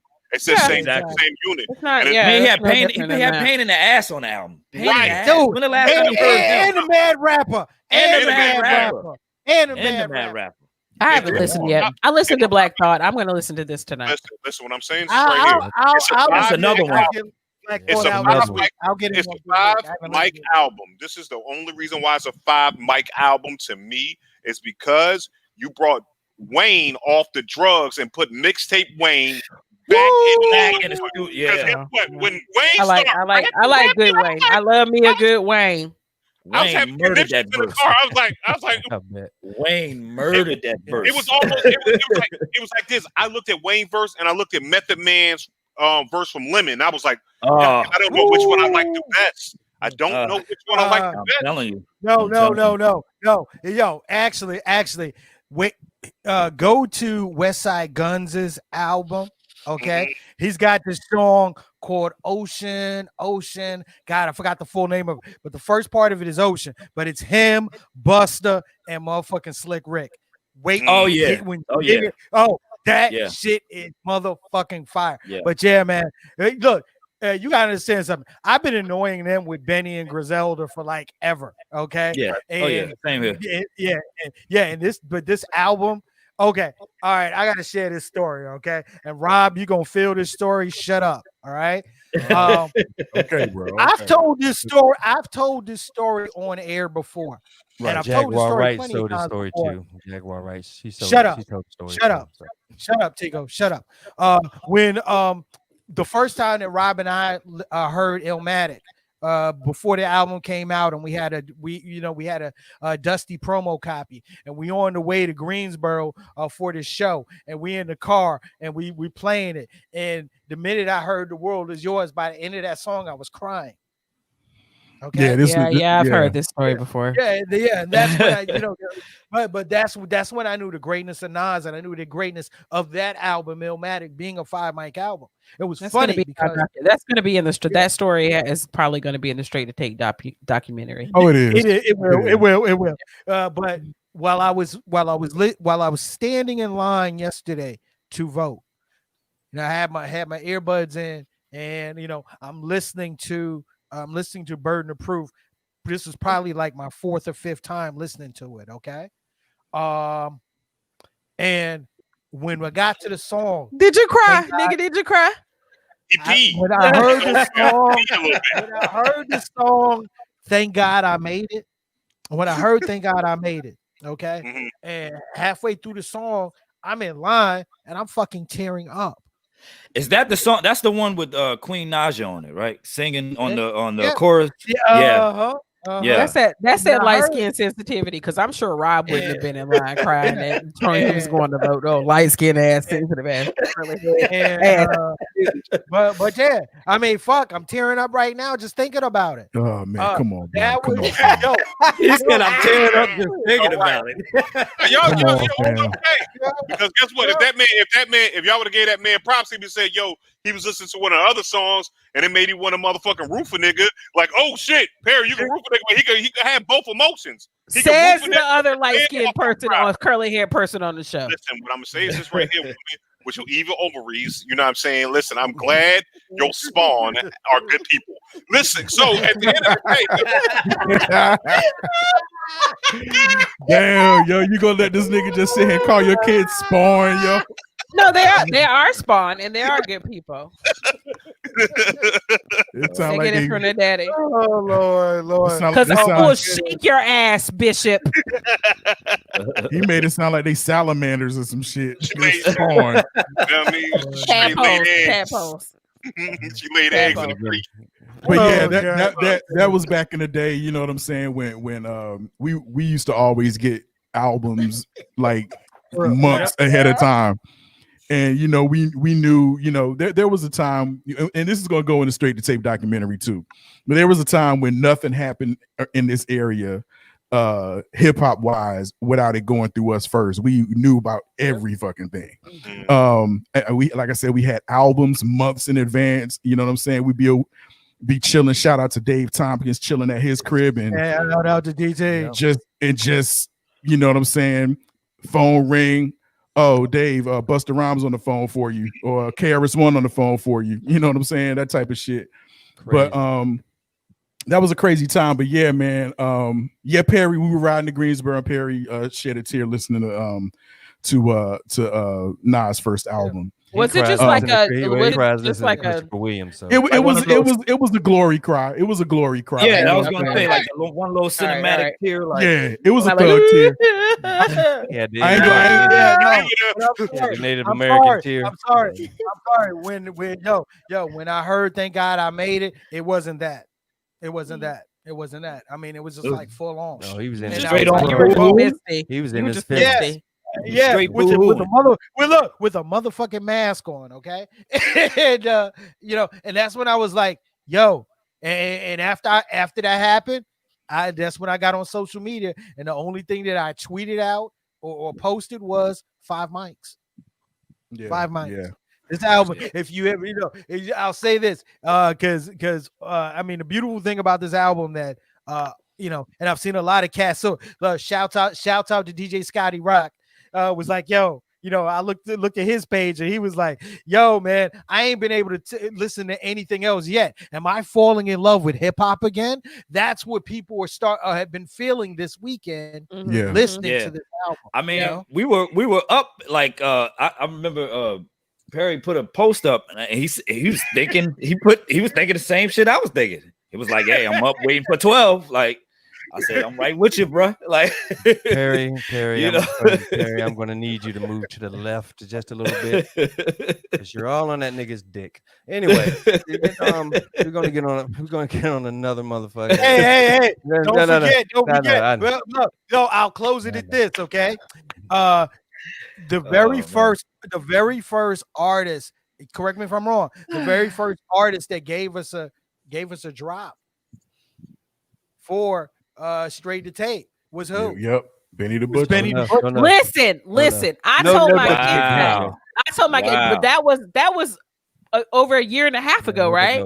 Yeah, at least a year ago. And my kid was like, "Yo, Benny did a drop for y'all." I was like, "I told y'all that back when he did it." They're like, "Oh, I guess we didn't know who he was." Oh, yo, Benny did a drop for y'all. Right. Yo, let me tell you about it. Since we're talking about hip hop and comics and all that together, the thing that meshed with me the greatest, and it was an old album, R.A. the Rugged Man. He had R.A. the Rugged Man. He had a CD album, which was Two-Box Murderer, which was freaking phenomenal. Eminem before Eminem even thought about being Eminem, and he had a comic book to go along with it. I thought that was genius. Yes. I thought that was a genius advertisement type of flow to go around. You know what I'm saying? To KRS-One and Joe Crash. Right. When they did the comic book where you take your phone, is that the one you take your phone and it comes out and starts speaking to you? I'm saying, man. Black Eyed Peas did. I got that. The Masters of the Sun. Yeah. So I'm telling you, man, like we're here. We're here. Definitely. And definitely. You know, it's a shame that even in this realm of this world per se of geekism, you know what I'm saying, that we even have to use blerd. You know what I'm saying? That we even have to use that. You know what I'm saying? Yeah. We're all the same thing. We all love the same thing. Yeah. We love comics. We love music. We love, you know what I'm saying, whether, you know, it all mashes together. It all mixes together. And if the other people think that you're nerds because of this and think that you're, you know, ostracize you for that, and we have this community, why bring division inside that community itself? Yep. I think it goes back to representation too, because I had this argument with somebody like this. If Marvel Comics, if DC Comics started today, like say we didn't have comics up until today, we would have much more black superheroes because more people can be able to see that they're going to be represented, because people, you know, you couldn't sell black Superman in the 60s. You know what I'm saying? You couldn't sell black Superman back in the 40s, because guess what? The real Superman has to be black, because all his powers say he's black. You know what I mean? The nigga could jump high. You know what I'm saying? He get all his stuff from the sun. You know what I mean? No. I feel a joke coming on. I feel a joke. No. He's real talk. This is real talk. He's spitting facts. Yeah, he's spitting facts. I'm speaking facts. I'm like, yo, like everything that says, yo, you get your power from the sun, which means that Superman should be super melanated. You know what I'm saying? Honestly, Superman should be looking like you, good brother. You know what I'm saying? It's like this. At the end of the day, the blacker the berry, the sweeter the super. So that's what I'm looking at. You know what I'm saying? Oh my goodness! Look, ladies and gentlemen, look. Thank you for allowing us to blur it out for a minute, and and of course, thank you, Doug Floyd, for putting us down that path, my brother. Thank you. No problem, man. Like I said, it was it was great for me to come on here because I get to speak on other things that my podcast normally don't. I get to dive into some other subject matter. So when we put big out, we just add you in. It's fine. Yeah. Watch them out. We ain't going nowhere. Matter of fact, before you go, I got a question to ask you. In the Marvel universe, okay, all right, who is the strongest in the Marvel universe? In the Marvel universe. Yeah, I was about. Okay, so there's a lot of different. No, I'm not talking like, what I'm saying, Galaxis. I'm not talking that. You talk about physical strength. I'm talking physical strength.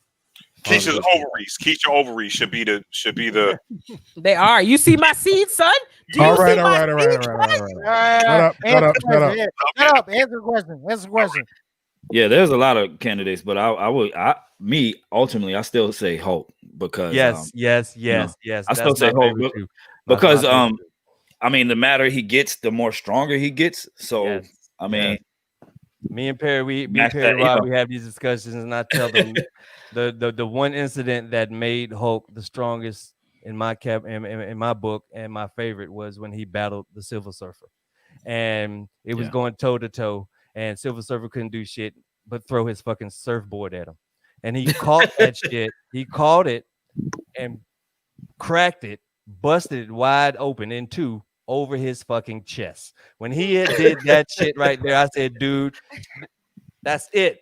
That's it. You have to. I don't know if you have, but you have to read the World War Hulk. Yes. Yes. Oh, yes. You're talking about maximum strength. I mean, they had to fly this dude out of Earth. They had to get him out of the planet. Like, you know what I'm saying? So, they had to trick him off the planet. Trick him off the planet. Trick him off the planet. Because the Illuminati. Because trick him off the planet. He had just so haphazardly destroyed the entire city of Las Vegas. Yes, exactly. He leveled the entire city of Las Vegas in a hulkish rage, and they were like, you know what? Damn it! Now he's fucking with the money. Word up. Exactly. Now he's really fucking with the money. Right. Okay, and look, and it was none of his calls. Hulk tells you the same thing every fucking time. Leave me alone. Leave Hulk alone. That's all he wants to do. Leave Hulk alone, but no, we don't. And that's the tail end you get. You fuck around with you get but it depends on which Hulk you're talking about, okay? Basic Hulk is leave Hulk alone, okay? Mr. Fix-It is give me your money. Dr. Hulk is what's going on with your life? There's so many different levels. Yeah, you just went over a lot of novice comic book fans. And guess what? I meant to. But guess what? No, but at the end of the day, you know what Hulk you dealing with by what outfit he got on. You know what I mean? Exactly. So it's like this. So it's your damn fault for fucking one with the ripped jeans with the capris on with his shirt off. Thank you. First of all, I'm not messing with a barefoot man with capris on anyway. You know what I'm saying? Like if you got your capris on, he needs to be left alone. He's dealing with some shit. So you could have been messing with the one with the boots and the glasses, the one that actually can sit down and have a dinner, a drink, and a conversation with you. Right. But no, you wanted to mess with that one. Or that's a sexy Hulk. That's a sexy Hulk. Yeah. Or you could have messed with the one out in Vegas, okay, working for the mob, the one that's the one that can bust you down, but at the same time he's busting you down for a reason because it's all about that money. No. Yep. You wanted to mess with the one that's half naked all of the motherfucking time. Listen, hold on, just you cannot take what happened in Marvel in the MCU, right? It's not exactly. It's not the same thing. Because Infinity War didn't go that way either. It was just cool for us to see that shit on screen. You know what I'm saying? But nah. Right. Oh, it's not stronger than Hulk, man. Get the fuck out of here. Absolutely not. Even I know that. Even I know that. No. Justin is just a Hulk hater right now. I don't know why. Let's all close this portion out and let's all say it in unison. Hulk tips. Let's all say no. Let's all say it in unison. 1, 2, 3. Fuck you, Justin. Okay, look. Doug Floyd, thank you for coming through. Appreciate it. When can we expect? Well, first, tell the people where they can find Hip Hop Marvels, and when can we expect y'all back? Yes. So Hip Hop Marvels is at Hip Hop Marvels across IG and Twitter. Hip Hop Marvels, all one word, for Facebook. And yeah, so we'll be back next month, and nice. We'll be back next month, and we got a lot of dope content and guests, special guests lined up, so just stay tuned to that. Shout out to my Squadron Supreme, shout out Rick, shout out Claudius, shout out Cash, shout out Kinsey, my team. I can't do this without them. So you know what I mean. And yeah, man, I appreciate you guys for bringing me on. And yeah, this is not the last. You know what I mean. We need to do another Marvel hip hop Marvels. Straight to tape team up. You know what I mean. So yeah, I appreciate it. Thank you. In the tradition of the Marvel 2-in-1, in the tradition of the Marvel team up, in the tradition of DC's Brave and Bold. Ladies and gentlemen, DJ Dub Floyd from Hip Hop Marvels. Thank you for joining us, bro. Thank you. Appreciate it, y'all. Yeah. Appreciate it, man. Wow. Nice. Yo, Tico. Yes. Hey, man, you got anything weird for us today, bro? I do. That's what's up. Ladies and gentlemen, Tico's Theater of the Weird. Well,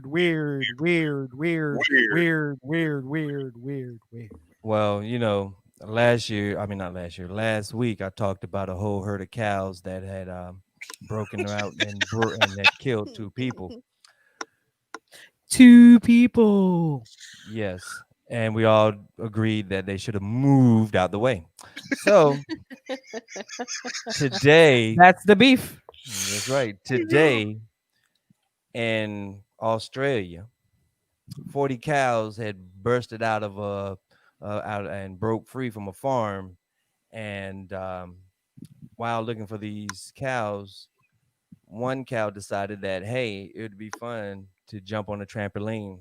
And I feel like I need to get my tissue right now. This cow was jumping on a trampoline and was having fun, but as we all know, it's easier to get on, but harder to get off. So the cow stayed there, laying there on a trampoline because he couldn't get off. So yeah, all I know that when they got him off and they milked the cow, all the boys came to the yard. Help me. Get me off this ride.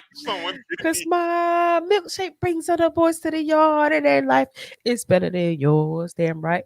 It's better than yours. Like a cheat. But I have to charge cow on a trampoline.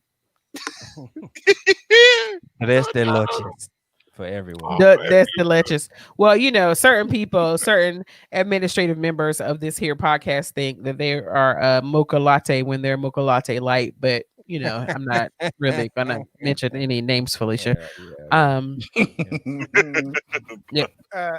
She never puts the light when she refers to herself as mocha latte.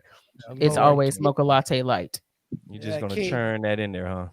Just turn it on in there. Turn it on in there. Okay, verse, please. Moving on to my verse again. I am dedicating my verses to voting. In North Carolina, early voting started on the 15th of the month. If you are not registered, you can register when you go early vote. Please, folks, just vote sometime between now and Election Day, November 3rd. There is a good site, vt.ncsbe.gov. That is the North Carolina voting registration site. There you can check your registration. You can also print out a sample ballot. And I bring you to the sample ballot because it'll allow you to actually do your research. Research the candidates. There are lots of great sites out there that compare candidates. There are lots of good sites that will ask a survey of questions to candidates and post their responses side by side so that you are able to make an informed choice. Throughout this broadcast, we've talked about people just blindly voting for one party or another. That is not the wave anymore. Please vote on those issues that affect your everyday life. Please make an informed, researched decision. When we do that, we will come to a place where we realize, and it will be working, that in order to make this government work, we need ultra conservatives, we need middles, and we need ultra liberals. with those three combined, it'll work, right? You can't always be all the way to the left or all the way to the right or even straight down the middle. The solutions, if we vote into office reasonable, rational people who are willing to do the job that we've hired them for, then we will come to a good average of how things should run in this society. So please get out there, do your research, print your sample ballot for your area, and take that with you to the polls when you vote. Yes. Yes. Applause.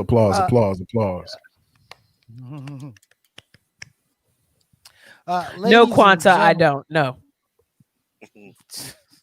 Quanta wants me to tell y'all a story, and I can't tell it right now. It's too late. No. Ladies and gentlemen, as always, thank you for joining us on Straight to Tape. Remember, you can catch Straight to Tape Sundays, 2 p.m. Eastern Standard Time right here on Facebook Live and YouTube. Audio version of Straight to Tape is available on your favorite podcasting platforms. Follow us on our social media platforms, IG, Twitter, and Facebook, Straight to Tape. Yo, Rob. Yes, sir. Yeah, man. Yo, man. Can you show some love to the comment section real quick? Well, what's up, Q? What's going on with you? How you doing? Thank you, Q, for coming through. Thanks, Quanta. Gotta give a shout out again to Annabelle, who came through very early. Also Lynn, who's always coming through. Candy, as usual. Thank the homie Paul for checking in. Raph, what's up, man? The Niners must be playing tonight or 4:00 or something. But thank you for showing up. Thank you, April, for coming through. My man Ethan came through. Also, Andre, as usual, he's one of the usual gang. Justin, as usual. Fuck you, Justin. Fuck you,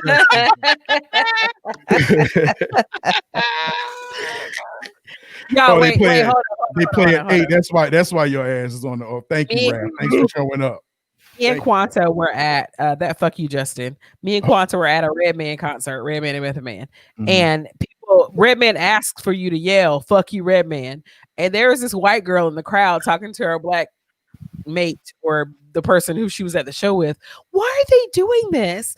Why does he ask for people to say "fuck you"? I mean, it was just a poignant moment, but fuck you, Justin. Damn it. Okay. As we proceed. Thank you, Latricia. Deep came through. That's a little sis. Thank you for coming through. Mandy, thank you for checking in. My man Richard Corey. Also, our Sim, that's the homie. And Corey Cahill, thank you for checking in. As always, man, we just love y'all for supporting Straight to Tape.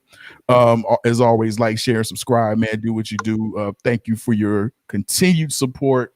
And hey, man, we just love y'all, man. Straight to Tape. And thanks for loving us. Thank you. Remember, your Sundays are about soul food, sipping, and Straight to Tape. Yo, Bishop, what do we have to expect on Wednesday night on Intelligently Ratchet? Some ratchetness, man. 100%. We're gonna be talking about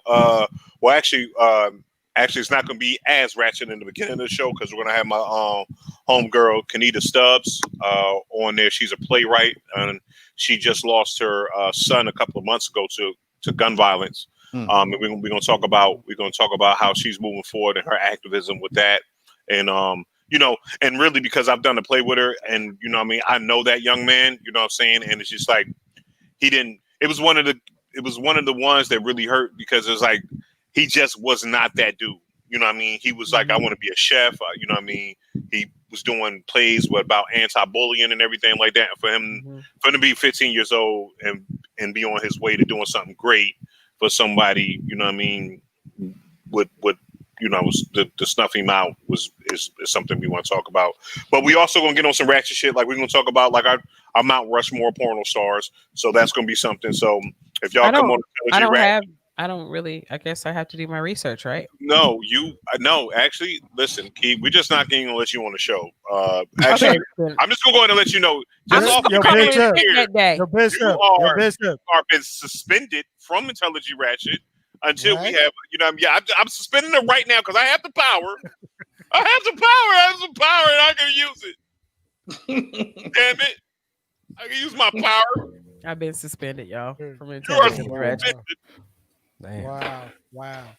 Wow. A suspension. Yo, Bishop. Serious. Yo, man.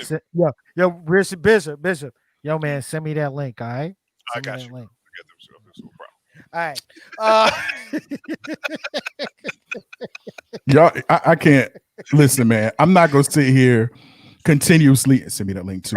And, you know what I mean? Be subject to this foolery, okay? Somebody has to draw. Make sure you send me the link, bro. Somebody has to draw the line. He's gone. Oh, damn.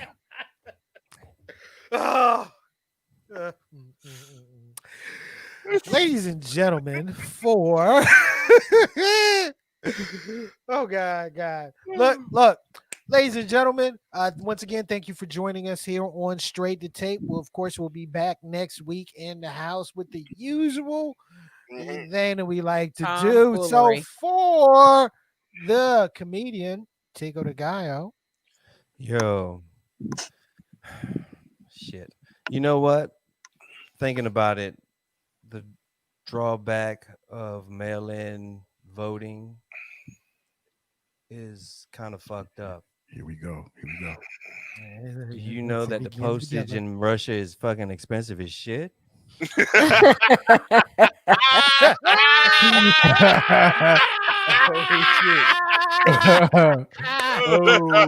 God. And of course, the first lady of S2T, the quintessential hip hop mom, Keisha with a Y. I don't really have anything to say because I just got put on suspension from a job I have for the first time ever in my life. So I'm leaving. Great. Damn, she just fucked up. I hope y'all you might don't need right. Yeah, interesting. Wow. I can still hear you, nigga. Yeah, I was going to say, bro, she just cut her cam off. That don't mean. Yeah. She ain't put that motherfucker on mute, guy. You didn't put that motherfucker on mute. And of course, our social media assassin, #1, Rob Maximus. Thank you. I appreciate your support. Y'all can still cash at me for my birthday. It's still October. You feel me? We're still celebrating. Really, nigga? Really? You know what I'm saying? Hell yeah, really. Shit. Fuck out of here. What you mean? You have to come over. I have to cook you a birthday meal. Okay, cool. Yeah, we can plan on that maybe next weekend, I guess. Cool. Yeah. Cool. And just let me know. Are we going to the bridge? We're going to the bridge next Saturday if you want to come. Cool. All right. Let me know. And my name is C. Perry Leasy II. As always, ladies and gentlemen, get out there and do what you need to do. You know, get out there and support who you need to support. And get out there and make sure you are making sure that you are getting active. We out, y'all.